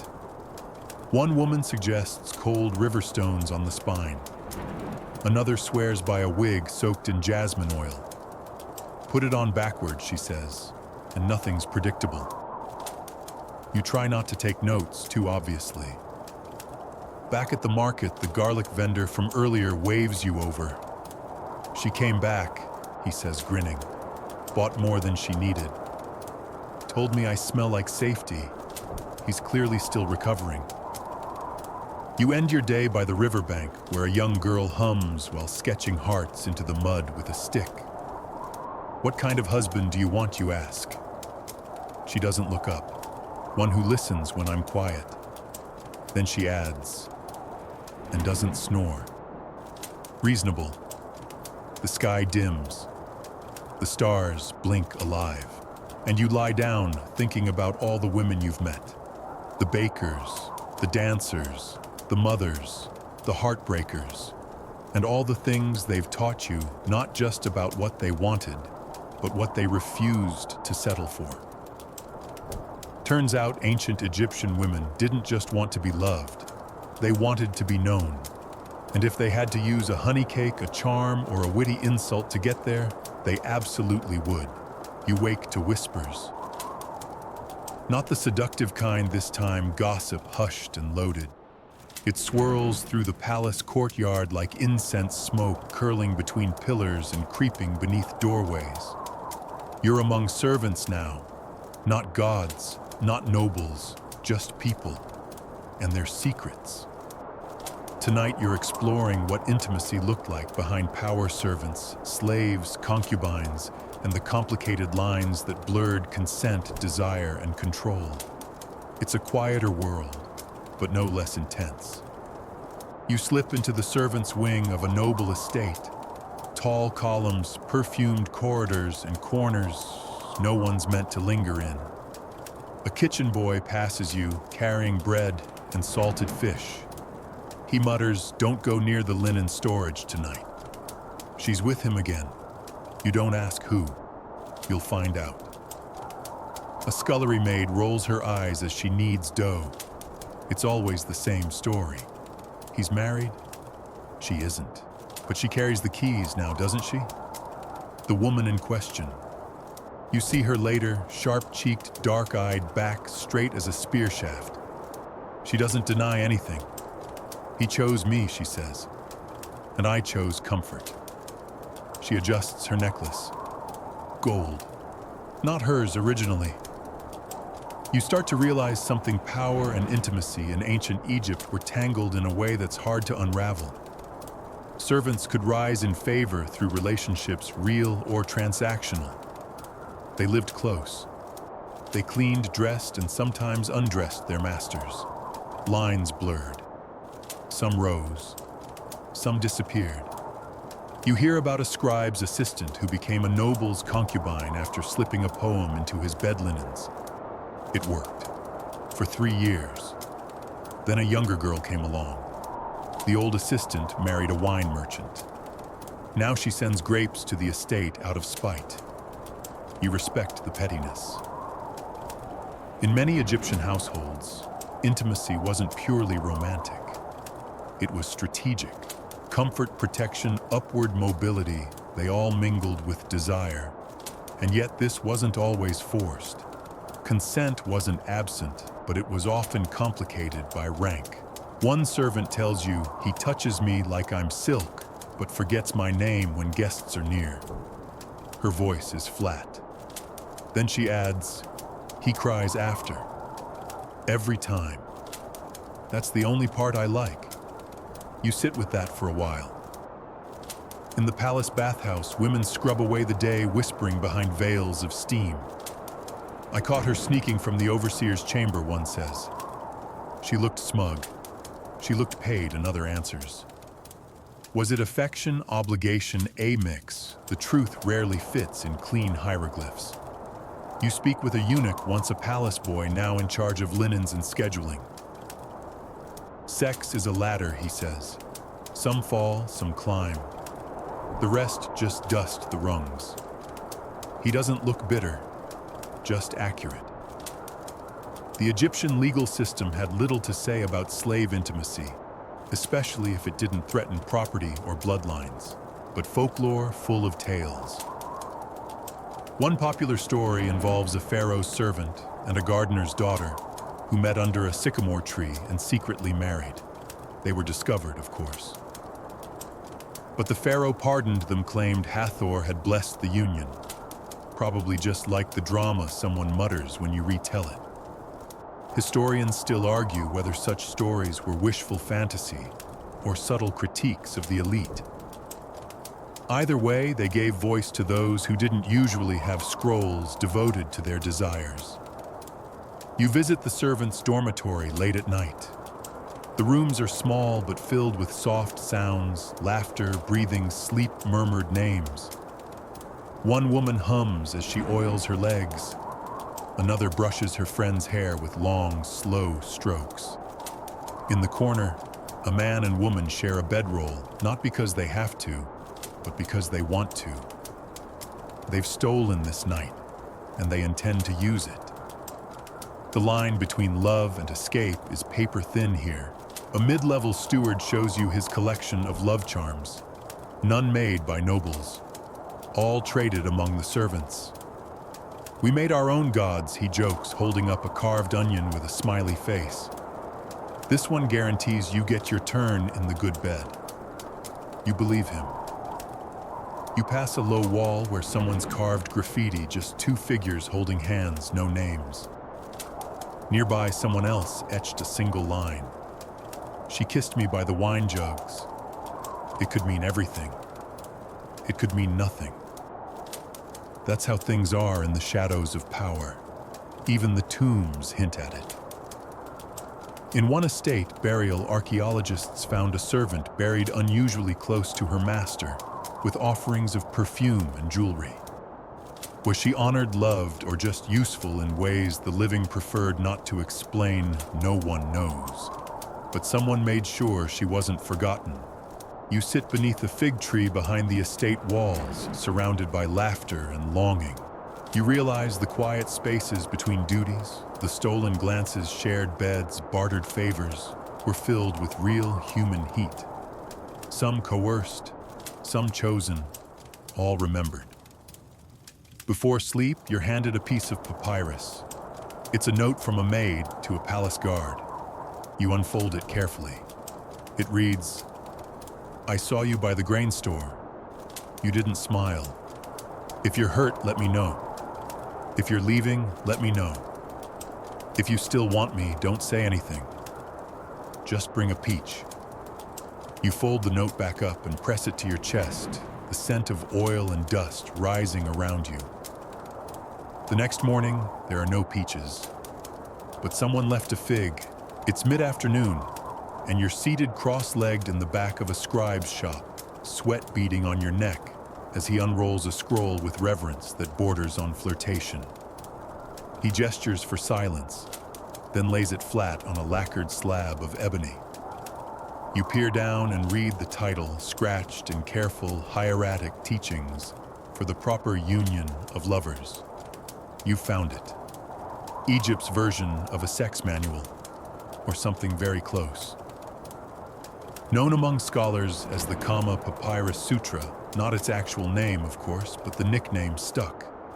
It's one of several rare fragments found among private libraries and temple caches, written not for the gods or courts, but for the curious, for the practical, for the lovers.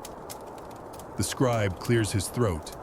It is part lesson, he says, part spell, but mostly inspiration.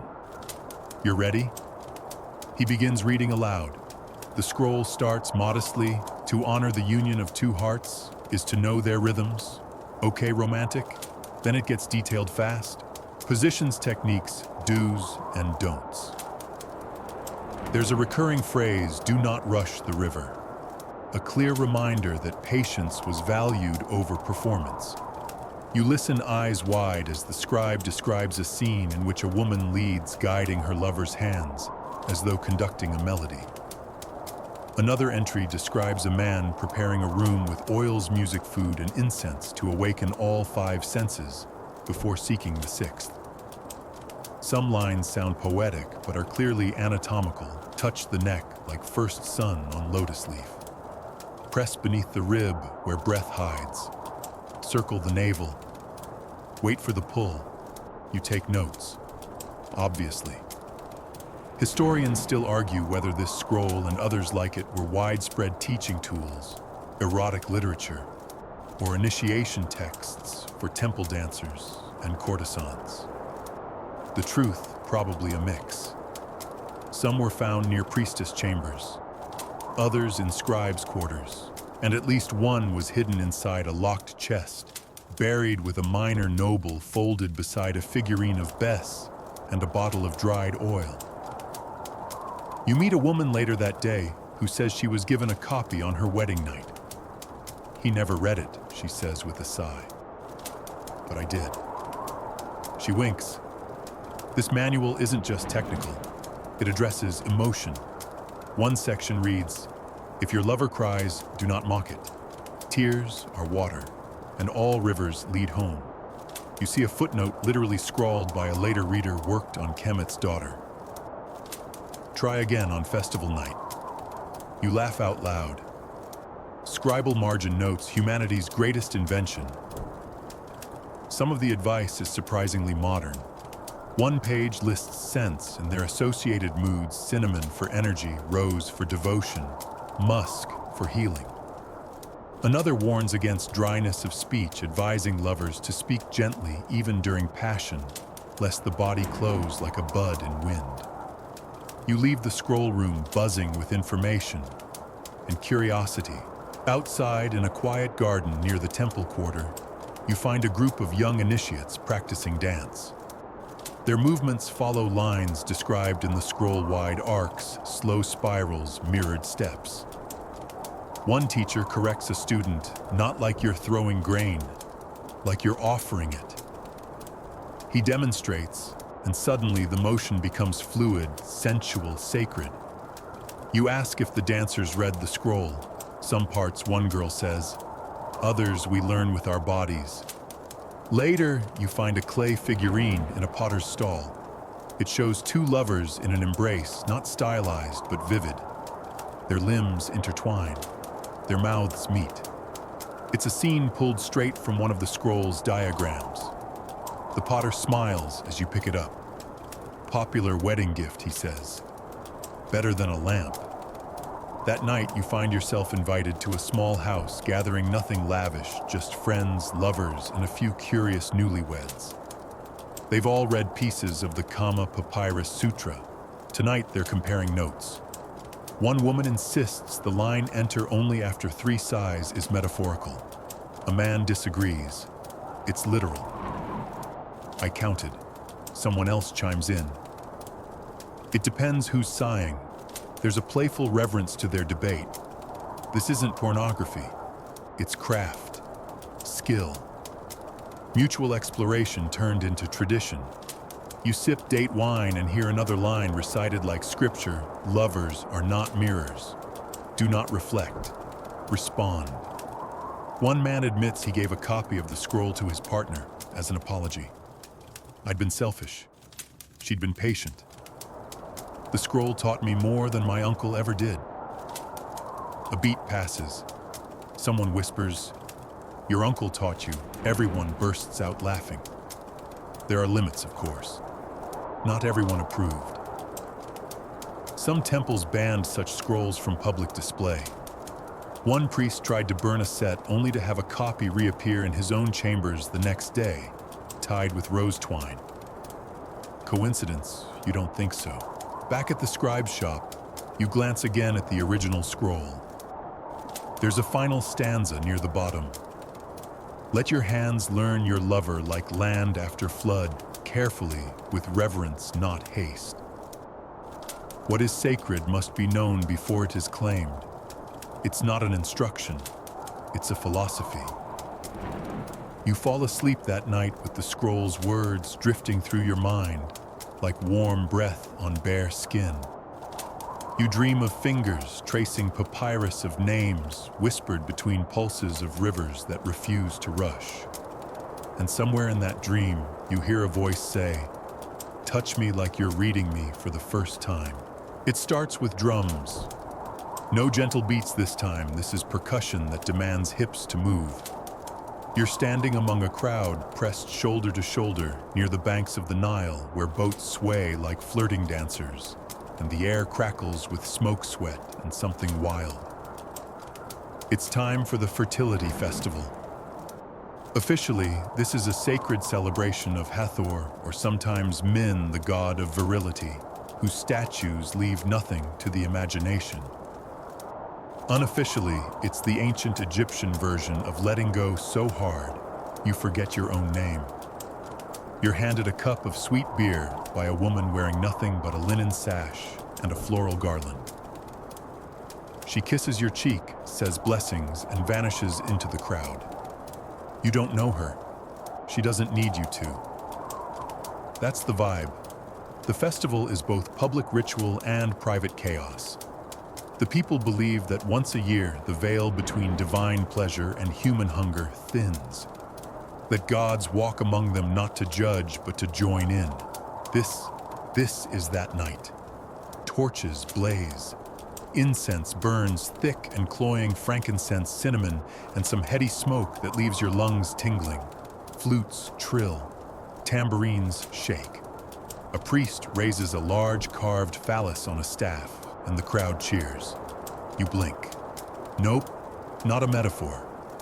You're told this is part of the procession of Min. In cities like Akhmim, participants once carried massive statues of the fertility god, decorated with lettuce, his favorite aphrodisiac, while singing chants that barely veil their meaning. He rises, the great one of the fields. His seed fills the furrows, let the harvest be plentiful and the beds be full, subtle, not a chance. Effective always. You're swept along by dancers wearing anklets that chime with every step. They move in pairs, then in threes. The choreography is suggestive: hands circling hips, chests, rising lips parting just slightly. Some dancers lock eyes with strangers in the crowd. Some pull them in. You hear stories of couples conceived at this festival and named after its patron gods. Of lovers who met here for a single night and carried the memory forever. Of shy girls who turned into bold priestesses by dawn. There's a fringe theory historians still argue it, that temporary unions during the festival were seen as blessed, even encouraged. Sacred pairings, they're called in one scroll. Others think it was all just good old-fashioned revelry dressed in divine language. Either way, the result was the same release. You join a circle of revelers dancing around a massive bonfire. They're chanting a repeating verse. Open the gate, spill the flood, bring the fruit. You're not sure if it's about farming or flirting. Again, probably both. Nearby, a woman and man kneel before a priestess. She anoints their foreheads with scented oil, then ties their wrists together with a red cord. Only until sunrise, she says. Then you may untie or not. The couple laughs clearly, hoping to forget where they put the knot. There's food everywhere: dates, honey cakes, pomegranates, figs, roasted duck soaked in spiced wine. You eat until your fingers are sticky and your breath smells like fruit and smoke. And then music changes, slows. A procession of dancers enters wearing headdresses of reeds and gold.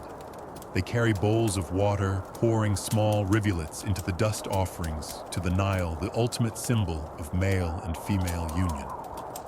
A chant rises. When she rises, he flows. When he touches, she blooms. Together, we are the field. It's a spell, a story, a license.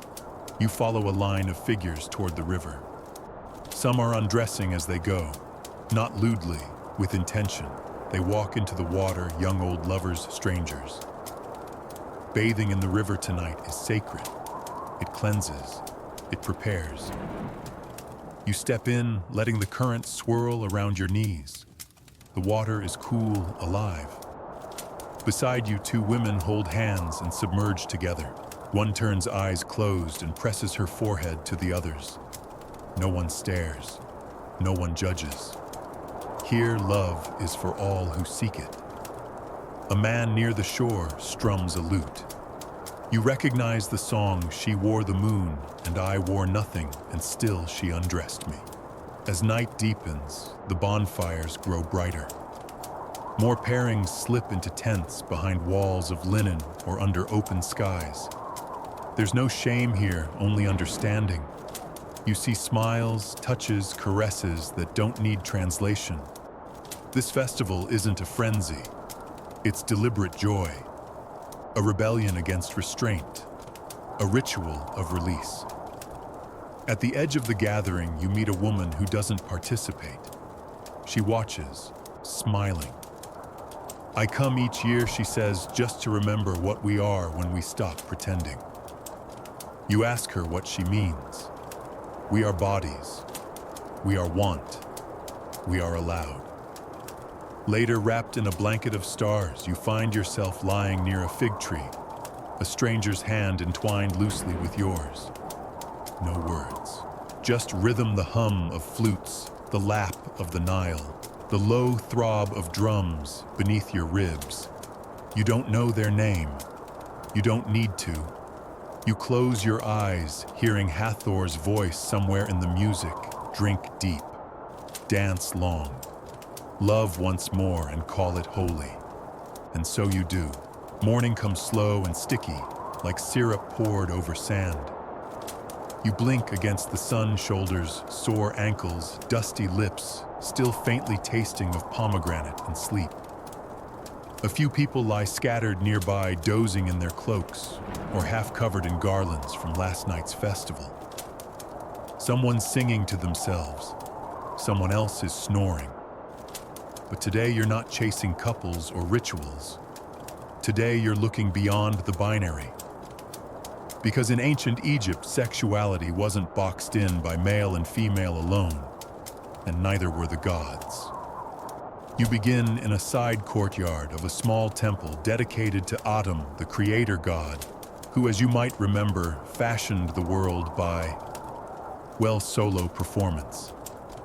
But as you look at the carvings here, something new stands out. Atum's shape changes.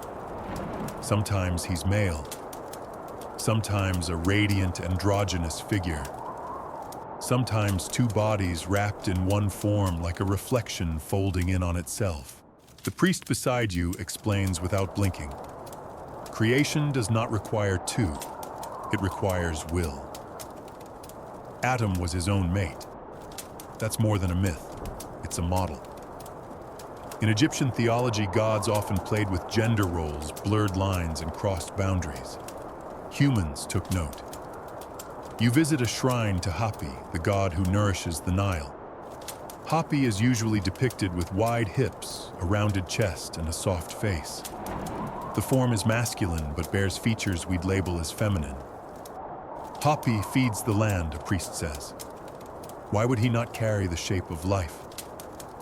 You pause in front of his statue where flowing blue lines ripple across the belly like water. He looks serene, generous, neither male nor female in any strict way. More like both, or neither. You ask a scholar nearby if that ambiguity was spiritual metaphor or something lived. He hesitates. Historians still argue whether gender nonconformity was accepted in society or just reserved for the divine. Then he adds, but gods reflect people. And sometimes people reflect gods. Later, you're invited to an artisan's workshop. There, etched on a pottery shard, is a love poem written from one man to another. You passed me with your basket of salt, and I forgot my own name. I offered you water. You drank from my hand like a sparrow. The scribe who found this fragment offers context. It's not unique. We've found others, mostly discreet, sometimes carved into doorposts, sometimes buried in tombs. He pauses. Desire doesn't ask permission. Among laborers and artists, gendered roles existed, yes, but desire often followed different rules. You hear about two fishers who shared a home, a bed, and a debt to the beer merchant. No one questioned it. Another pair of dancers, twin-voiced and close as reeds in the wind. People called them the mirror men.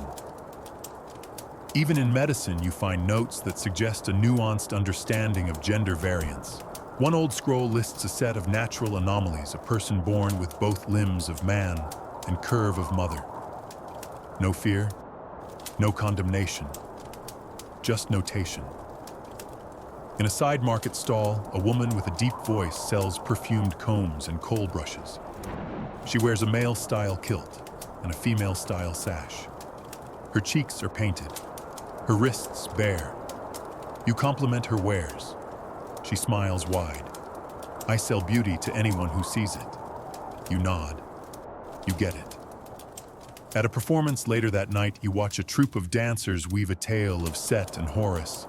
Not the usual myth, but a version where their power struggle becomes a dance of domination and surrender, fluid and shifting. The crowd doesn't react with scandal. They cheer. They laugh. They sigh at the ending where the two gods simply lie side by side, exhausted equal. One dancer bows near you and says, "Desire makes fools of gods. Why should we be afraid of it indeed?" Some Egyptians may have lived within roles, but others quietly or flamboyantly stepped outside them.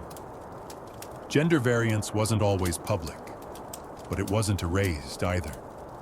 In love poems, in dreams, in spells written on bedroom walls, it had a place. Even the afterlife made space. One small tomb near the river belongs to two women buried side by side, arms wrapped their grave goods entangled. The inscription reads, "She was my sun in the west, and I was her shadow. No husbands, no family names attached. Just the two of them preserved in limestone and intention."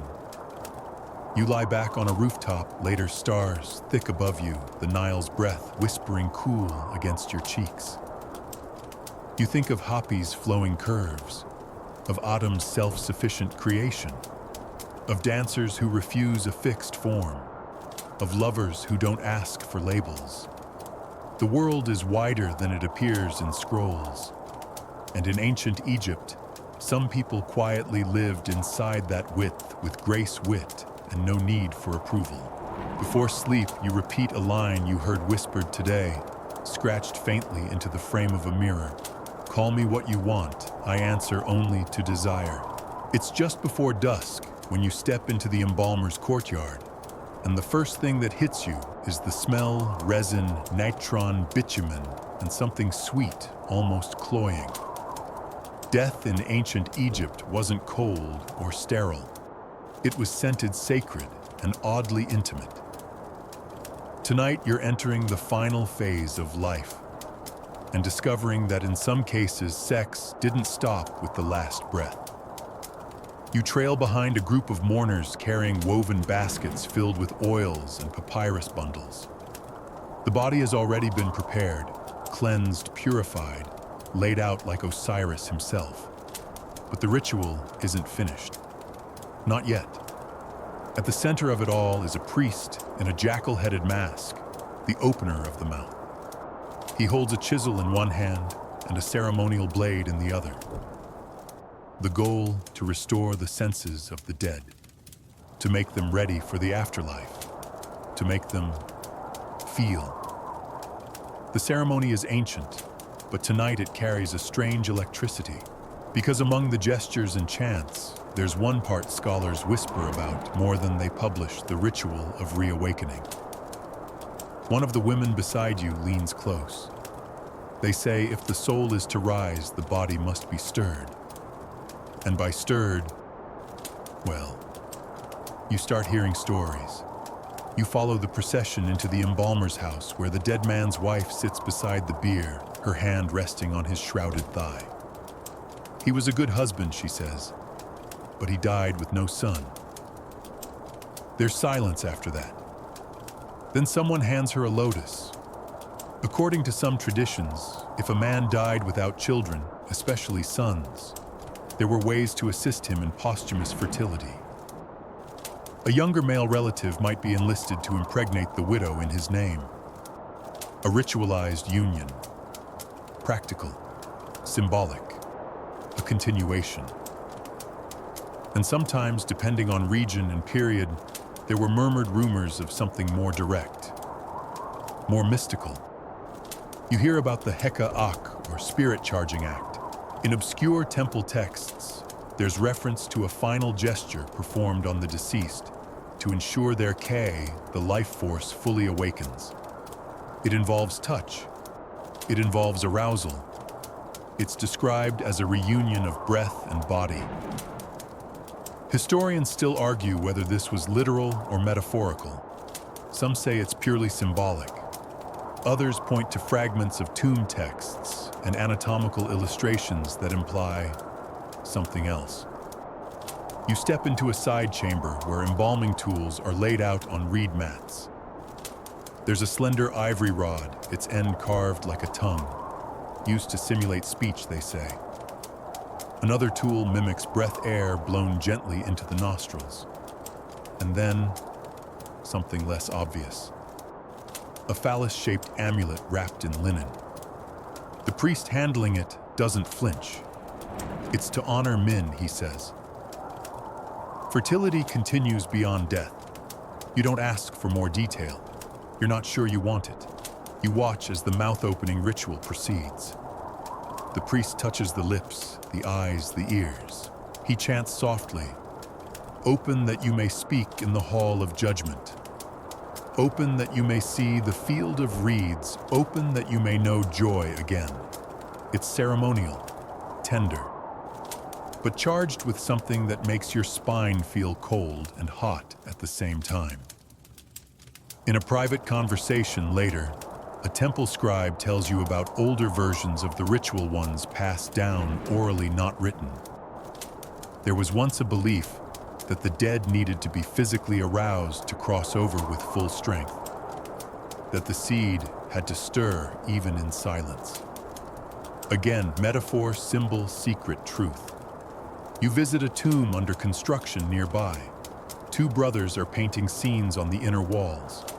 One image catches your eye, a man lying on a bed, a woman touching his chest. Above them hovers an image of the goddess Nut, her body arching protectively over the scene.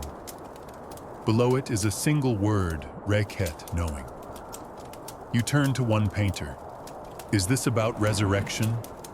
He smirks. Isn't everything? Even in literature, you've seen lines that hint at posthumous desire. If I die, place your kiss upon my lips. Let it not be sorrow, but fire, so I may rise smiling into the stars. You walk away from the tomb, shaken, not horrified, just hushed. In Egypt, the end wasn't an end. It was a transition, and the body wasn't cast off. It was a vessel for memory, hope, and perhaps for pleasure one last time. Later, you watch a widow light incense and whisper a chant into the dusk. She places her husband's favorite belt beside his wrapped form and says, "He always liked when I wore this." Her daughters don't flinch. They know the weight of grief and the pull of memory. You lie beneath a canopy of reeds that night, the Nile glinting in the dark. The sky feels unusually low.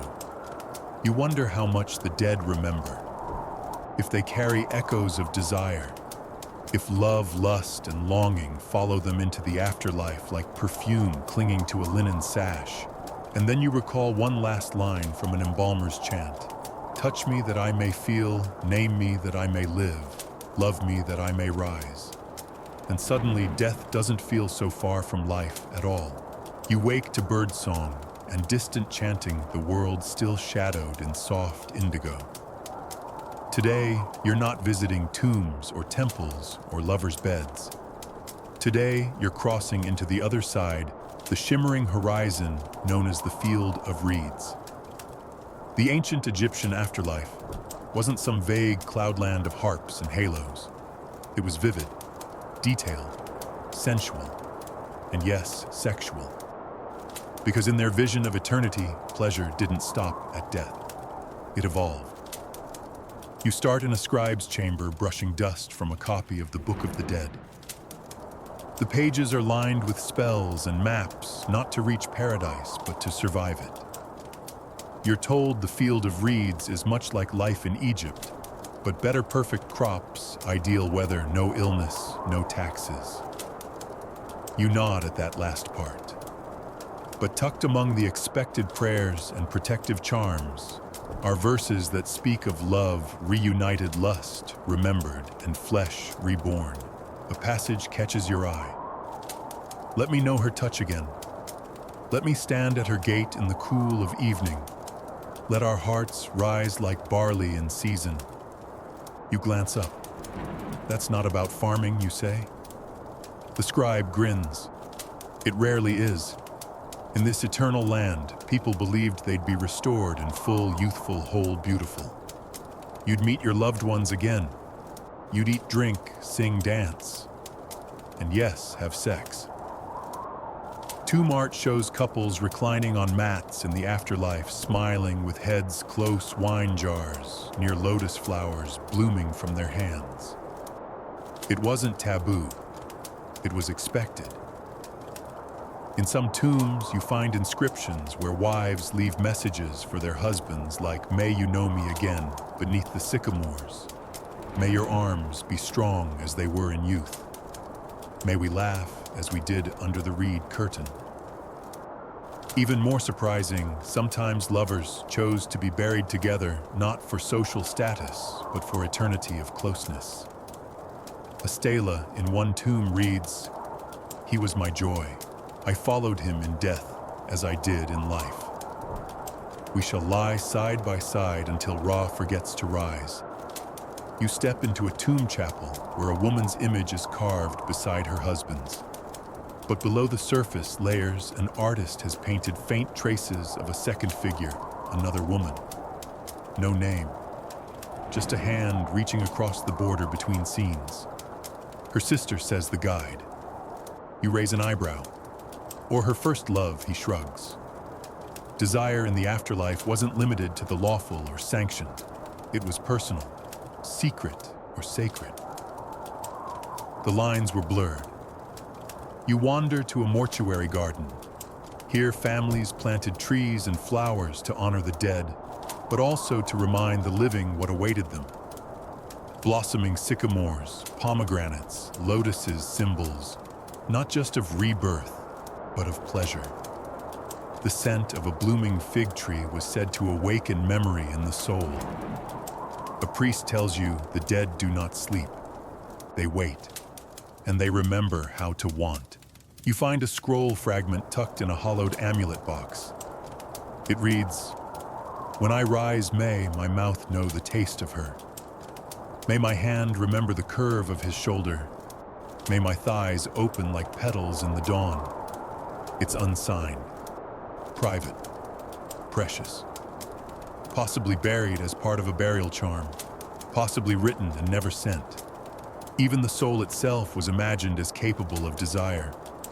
The winged aspect of self, could travel between worlds, visit the living dream, and yes, seek companionship. There's one tale of a bao that returned to its widow's bed, resting beside her in silence. She said she could feel warmth. She said she dreamed of him every time it rained. Was it metaphor? Was it longing? Or did she simply know something no one else believed? You visit the Valley of the Queens next. One tomb features a painting of the queen and her husband embracing, not stiff and ceremonial, but lovingly. His hand rests on her belly. Her head leans into his chest. The inscription reads, "I gave him joy. He gave me peace. May we lie together, dew upon grass."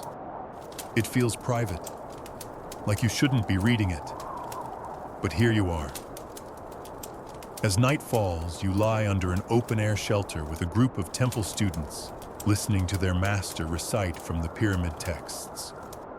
One student asks if lovers get to choose who they join in the afterlife. The master pauses.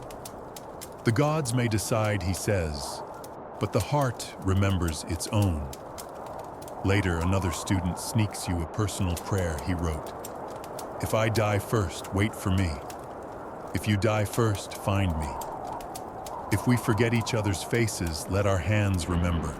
You keep it." Before sleep, you light a small oil lamp and place it beside your mat. You whisper a name not aloud, just in your mind, and ask them to meet you in the field of reeds. Just in case. Just to see. And as your eyes close, you imagine that perfect place, endless summer laughter echoing off the water lovers, reuniting beneath sycamore trees, limbs entwined, voices soft. No shame, no distance. Just eternity, warm and generous, and waiting. You hear the scream before you see the cause. It's not a scream of ecstasy or joy. It cuts through the air like a broken reed flute, sharp, sudden, too real to mistake. You're near the edge of a workers' village when a crowd begins to gather. You move toward it slowly, cautiously, heart tight in your chest. Because not every Egyptian love story ends in poetry and palm frond beds. Some end with broken promises, accusations, and punishment. Tonight, you witness what happens when desire crosses the line. A woman stands near the well-robe, torn at the shoulder hand, clenched around a sandal strap. "He touched me without asking," she says. Her voice doesn't waver. The man, a granary overseer, says nothing, just stares at the ground dust swirling around his feet. There are whispers already. You catch fragments. They were seen last week at the fish market. And she didn't push him away then, but she stands firm. She knows the stakes, and so do you. In ancient Egypt, sex wasn't shameful, but violating consent was. The community acts quickly, no drawn-out trial. A group of elders gather, led by a local priest who carries both an ankh, and a ledger. The woman gives her account. The man says little. He doesn't deny, just mumbles something about misunderstanding. The priest recites from a memory of law: if a man forces a woman in the field, he is to be beaten 50 lashes and pay the price of dishonor. You realize there were clear laws against sexual assault, especially when power was abused. Historians still argue how often these laws were enforced, or whether class and gender shifted the outcome, but the texts exist. Papyri from workers' villages like Deir el-Medina record cases of assault, unwanted advances, and boundary violations. And in many, women spoke, were heard, and saw justice. You turn your gaze to another case, a carved stela recovered from an estate archive. It records an act of adultery between a high-status woman and a household servant. When discovered, she was dismissed and disinherited, he beaten and banished. But here's the strange part: the inscription ends not with their punishment, but with a prayer: may the gods forgive folly when the heart burns too hot. Which tells you everything. Even in crime, the Egyptians acknowledged complexity. In another story told by a weaver over bread and wine, a young scribe seduced a married woman using poetry and perfume. When the affair was discovered, the husband didn't invoke legal revenge. He left, quietly. The village gossiped, but no curses were carved. The woman moved in with the scribe. Years later, their shared tomb inscription would read, "She broke one bond to bind another, and I followed her into the darkness gladly." You sip from your clay cup, unsure if that's love or defiance. You speak with a healer later, who keeps a shelf of jars filled with what she calls regret remedies. One dried mandrake root and bitter beer is said to cure obsessive desire. For when someone won't let go, she explains, or when they try to hold what isn't given. She lifts a satchel and hands you a dried pomegranate split in half. Some use this to end infidelity, she says. You place it in the bed. If it stays red, the bond is clean. If it darkens, someone lies. You ask if it's magic. She shrugs.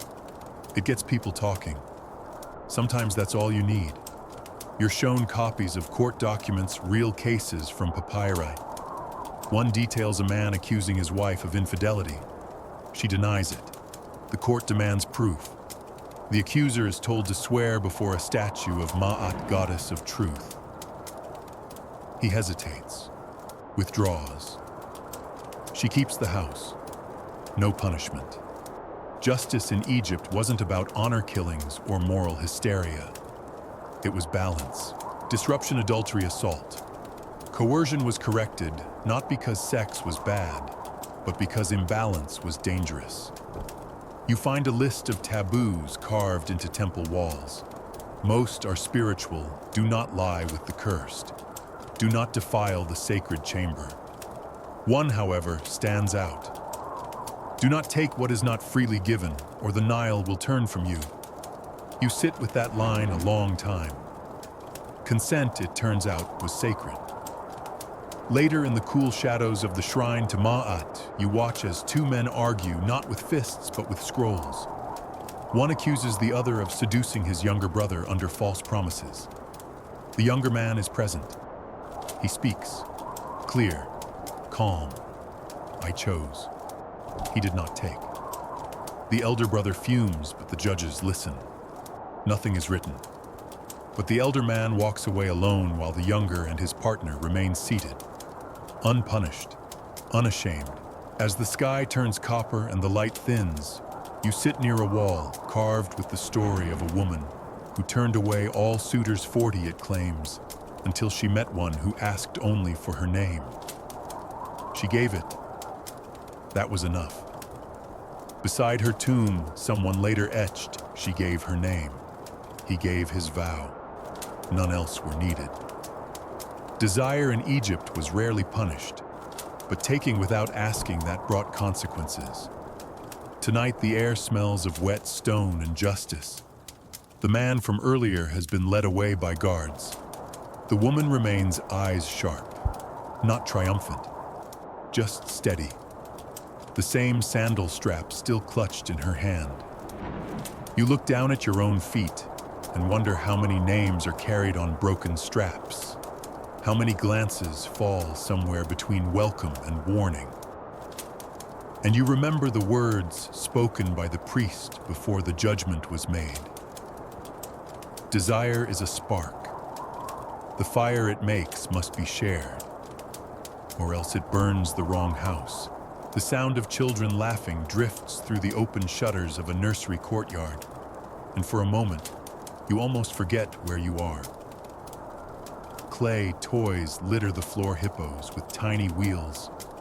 Dolls with beaded hair, little boats made of palm fronds. A young girl tugs at her mother's sash and asks, "Where do babies come from?" The mother doesn't hesitate.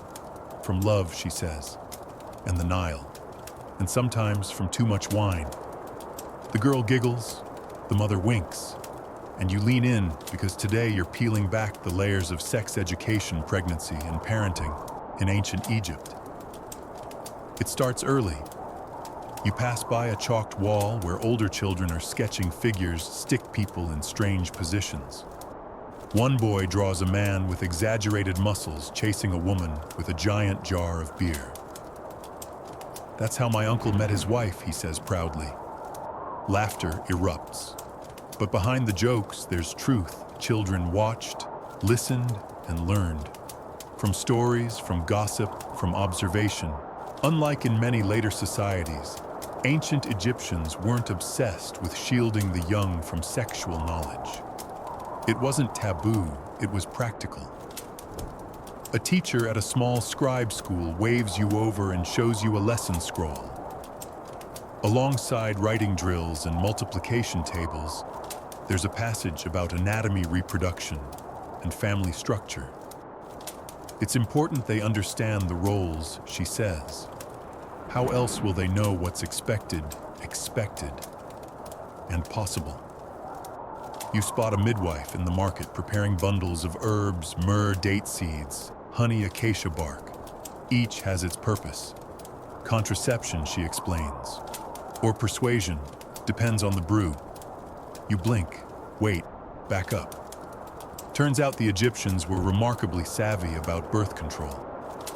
Pessaries made of crocodile dung and honey, yes, really sponges soaked in vinegar herbal infusions, taken after sex, all recorded in papyri, like the Kahun gynecological papyrus. Not always pleasant, the midwife says, but better than surprises. And if a surprise came anyway, well, pregnancy was both sacred and strategic. A young woman visibly expecting tells you her dreams have become strange. Fish swimming through grain, she murmurs, and birds with silver wings. These are signs, she says, that her child is touched by the goddess Taweret, the hippo-shaped protector of mothers.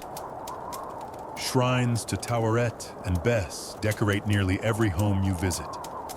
Their squat, fierce faces were believed to scare away spirits and ease birth pains. And judging by the number of birth amulets and fertility figurines littering every surface, everyone wanted their help. Birth itself was a public, noisy, and deeply communal experience. You witness a birthing scene in a humble home near the river. The woman squats over bricks meskenet, named after the goddess of childbirth, while two older women chant encouragement and rub oil into her back. "Let the door open," they say. "Let the child walk out smiling." There are no curtains, no sterilized silence, just heat, breath, pain, and laughter. Later, after the baby cries and everyone sighs in relief, the midwife places a dab of milk and honey on the child's lips. "Welcome," she says. "Don't cause too much trouble." Naming is immediate, sometimes chosen by dream, sometimes by omen. One child is named Senmut, brother of the gods, because the mother saw a hawk over the Nile. Another is named Nebat Hotep, Lady of Peace, because the birth was unusually quiet. You hear a scribe explain that conception could also be mystical. One folktale tells of a woman who conceived after bathing alone under a full moon. Another says her husband dreamed of planting seeds in golden soil and woke to find her pregnant. Science metaphor. A little of both. Egyptians didn't separate biology from symbolism. One scroll lists pregnancy tests, place barley and wheat in jars with the woman's urine. If either sprouted, she was pregnant. If barley sprouted, it would be a boy. Wheat, a girl. No sprouts, probably gas. It works, a midwife says with a shrug, half the time. And yes, men had their part in all this, but not always as central figures. Women often ran the household, raised the children, made decisions. In some records, husbands were listed as present, but not essential to early parenting. That role went to mothers, grandmothers, aunties, and midwives. You walk into a courtyard where 3 generations of women bathe toddlers in large clay basins. One hums a lullaby, another tells a bawdy joke. A little boy squirms, and his grandmother says he moves like his father, always trying to escape before the work's done. Ouch. Children were cherished, but not coddled. They were taught early to help with chores, observe rituals, listen for omens. A daughter who learned how to grind grain properly could earn praise. A son who told good jokes could earn honey dates. And sometimes, just sometimes, children were born of love. Not duty, not politics, just love. A young mother tells you her child was conceived the night of the festival of Hathor. We drank wine and danced until the sun returned. I don't remember much, just laughter and warmth and joy. She kisses the baby's nose. Now she giggles in her sleep, like she remembers it too. Historians still debate whether affection played a major role in parenting, or if children were more economic units. But based on what you've seen, the cradle charms, the soft songs, the careful weaning rituals, it's safe to say they loved deeply. Even in the dust, even with danger, even when babies didn't survive. You find one tomb where a small child is buried with tiny sandals, a painted ball, and a note etched into the wall. You were not here long, but your laughter fed my house. Walk well, little one. You press your palm against the stone. Warm, quiet. As stars rise, you sit with a group of children drawing constellations in the dirt. One asks if everyone comes from stars. Another says no, we come from hugs. And just before you drift to sleep, a soft voice near you recites an old lullaby. Little lotus, little flame, grow strong in my arms, bite like a cat, sing like a flute. But sleep, oh sleep in peace. The heat today is slow and weighty, like a memory you can't quite shake. You find yourself walking through the painted corridors of a noble's villa, cool stone beneath your bare feet, linen brushing your calves. Laughter filters from a room ahead, but it's measured careful. There's tension here. A performance. Because tonight you're entering the world of power, seduction, and politics, where sex becomes currency, where alliances are forged on bedsheets, and where the art of intimacy doubles as strategy. It begins with a feast. You're ushered into the reception hall, columns painted like bundled reeds, a carved roof overhead, lotus blossoms scattered across the tiled floor. Musicians pluck lyres and murmur praise. The host, a high-ranking official with a beard too well-groomed to be trustworthy, leans close to whisper in your ear, watch the dancers, not their feet, but their glances. You do, and you understand. The dancers aren't just here to entertain. They're part of the game. One locks eyes with a young vizier. Her motions shift, less flourish, more invitation. You see her fingers linger on her sash, then her hip, than the air between them. She never touches him. She doesn't have to. He's already falling. It's not romance. It's theater of control. In ancient Egypt, sex wasn't just about emotion. It was a tool of influence used in politics, espionage, manipulation, and diplomacy. Queens seduced, dancers whispered, courtiers offered bodies like gifts, and behind every closed curtain, something was negotiated. You're led into a side chamber where a pair of scribes copy correspondence letters between nobles, pharaohs, and emissaries. One phrase keeps repeating, "She has agreed to receive him." A euphemism, perhaps, or a deal being struck. You ask the scribe. He smirks. That line means a city was saved, a treaty signed, or a rival distracted. Consider Cleopatra. Yes, she lived far after the era you're currently wandering, but her tactics were not new. Egyptian women, noble, royal, or high-ranking priestesses, knew how to weaponize charm, wit, and bedroom whispers. From dynastic marriages to calculated trysts, seduction was a language of power. You pass by a mural in the villa's inner sanctum. It shows a woman pouring wine into a man's goblet, while his wife watches from behind a veil. Nothing is labeled, no names, but the message is clear. Favor is dangerous, a servant murmurs. It tilts the scales. You meet a perfumer later who provides scented oils not just for lovers, but for court meetings. A dab of myrrh on the wrist makes you trustworthy, she says. Lotus behind the ear and they won't remember what they promised. She holds up a vial. And this one, you don't use it unless you really want someone to sign away their vineyards. It smells like cinnamon and fire. You believe her. Even pharaohs weren't immune. One tale told by a gossipy cook claims a powerful priestess once seduced a young king to gain more land for her temple.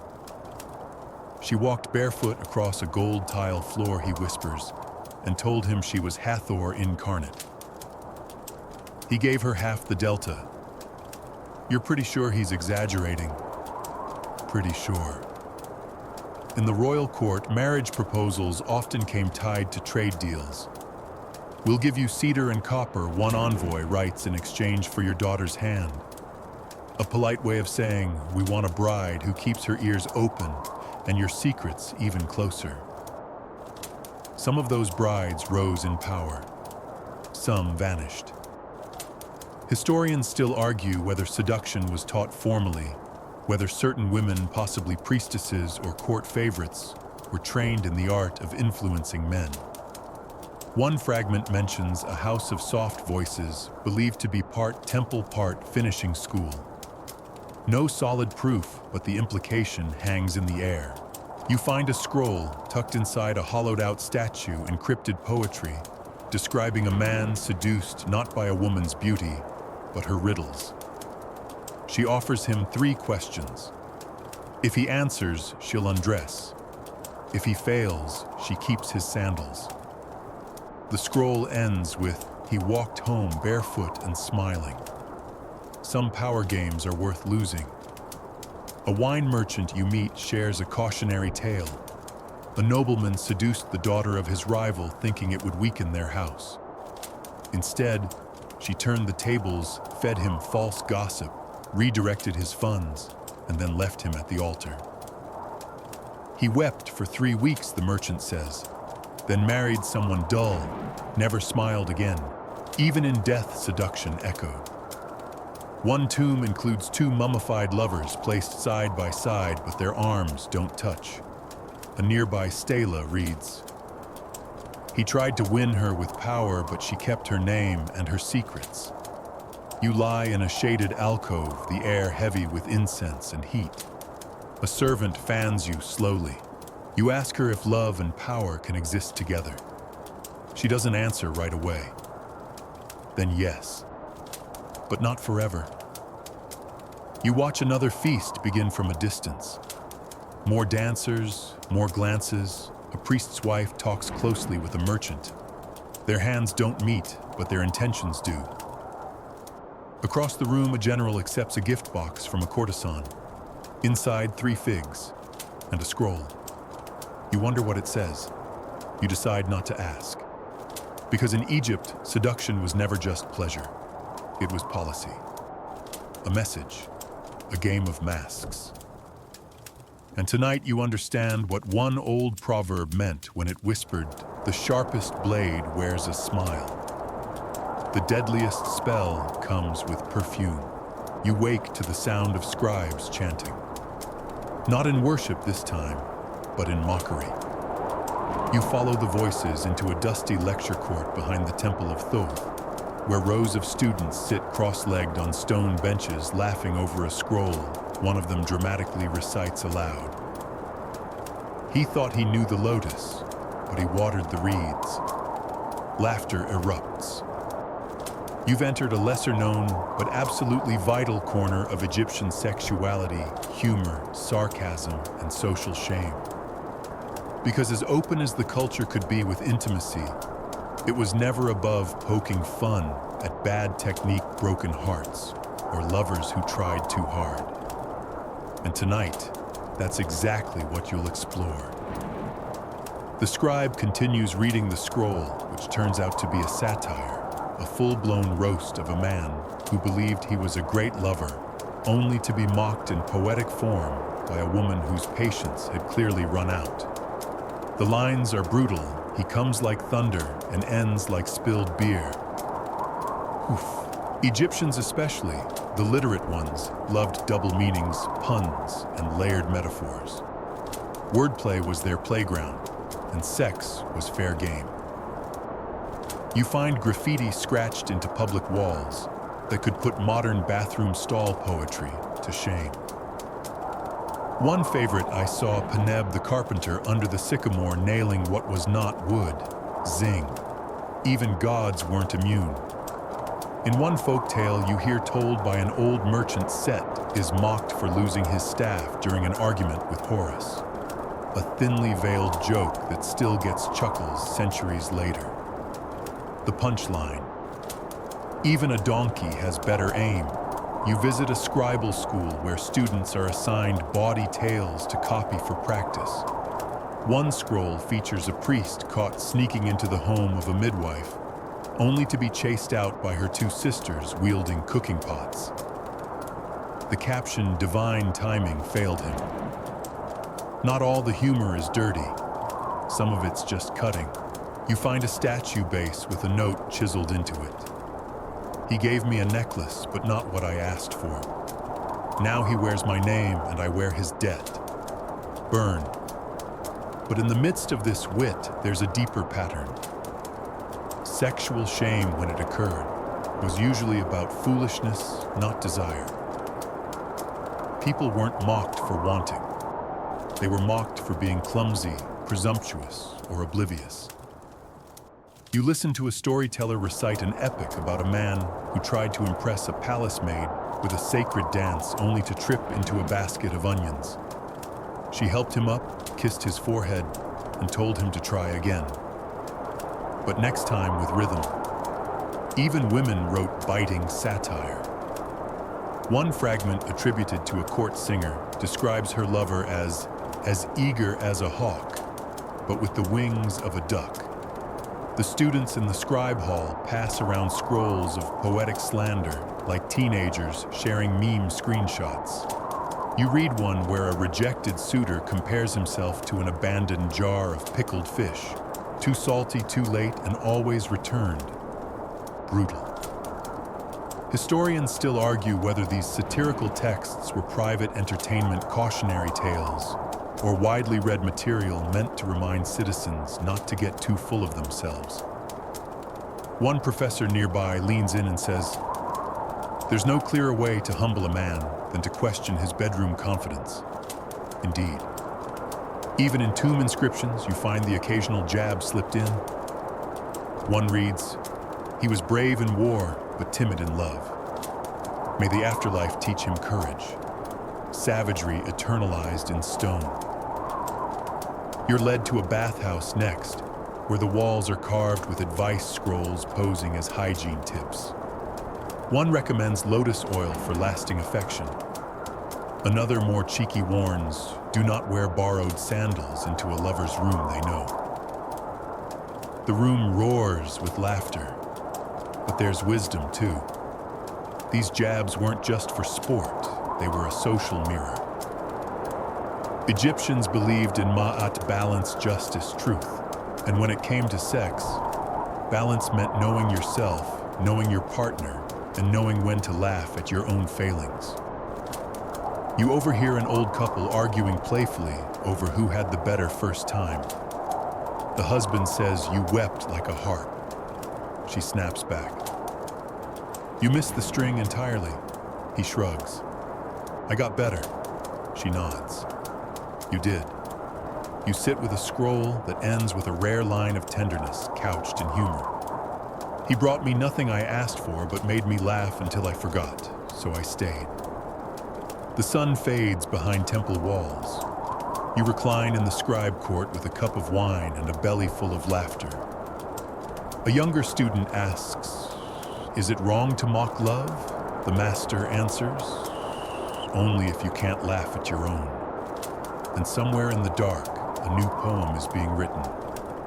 He thought he was lightning, but left only clouds. Still, I miss the sound.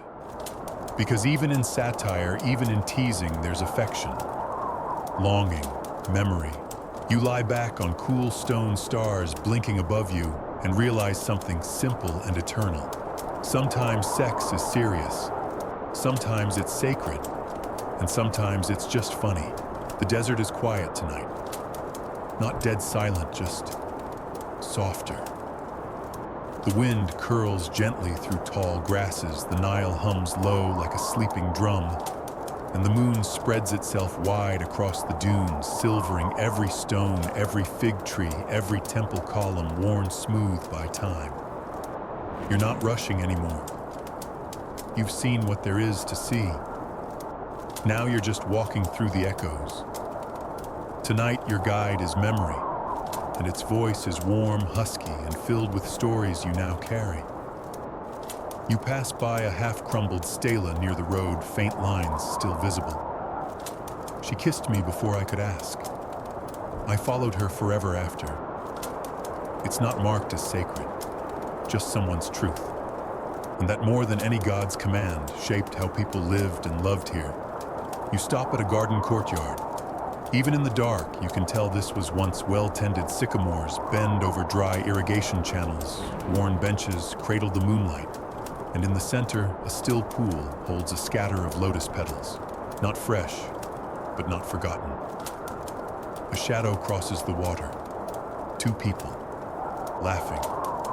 The scene flickers, not real, but remembered. The echo of lovers stealing a moment. You blink and they're gone. In Egypt, sex wasn't shameful. It was a thread woven through everything: worship, politics, grief, joy, punishment, celebration. Not sacred or profane, just real, just part of being human. You think of the girl who whispered love spells by the river, the scribe who traded poems for touches, the courtesan who outmaneuvered generals with perfume and riddles, the couple buried hand in hand beneath the sycamore tree. You remember the old lullaby? The dancer's slow glance, the oil-slicked laughter of festival nights, the prayers to gods with rounded bellies and generous thighs. Egypt didn't erase desire. It mapped it onto stone, scroll, skin, and sky. Historians still argue whether their openness was revolutionary or just routine. But as you sit beneath the stars, shoulder resting against a warm slab of limestone, you don't care about academic debates. You care about the way it all felt. The air smells of incense and dust. Someone nearby plays a low melody on a reed pipe. A couple walks past, fingers brushing in rhythm. No urgency, just rhythm. You wonder what stories people told about you once. Did they say you loved deeply, cleverly, foolishly? Did they say you danced well? A night bird calls once, twice. You lie back on the ground, eyes open to the stars. This land, this ancient kingdom of heat, wind, salt, and sex, it doesn't ask you to be perfect. It just asks you to remember that the body is a temple, that laughter can be holy, that a single glance across a courtyard might rewrite your entire fate, and that sometimes a fig left at your door says more than any poem ever could.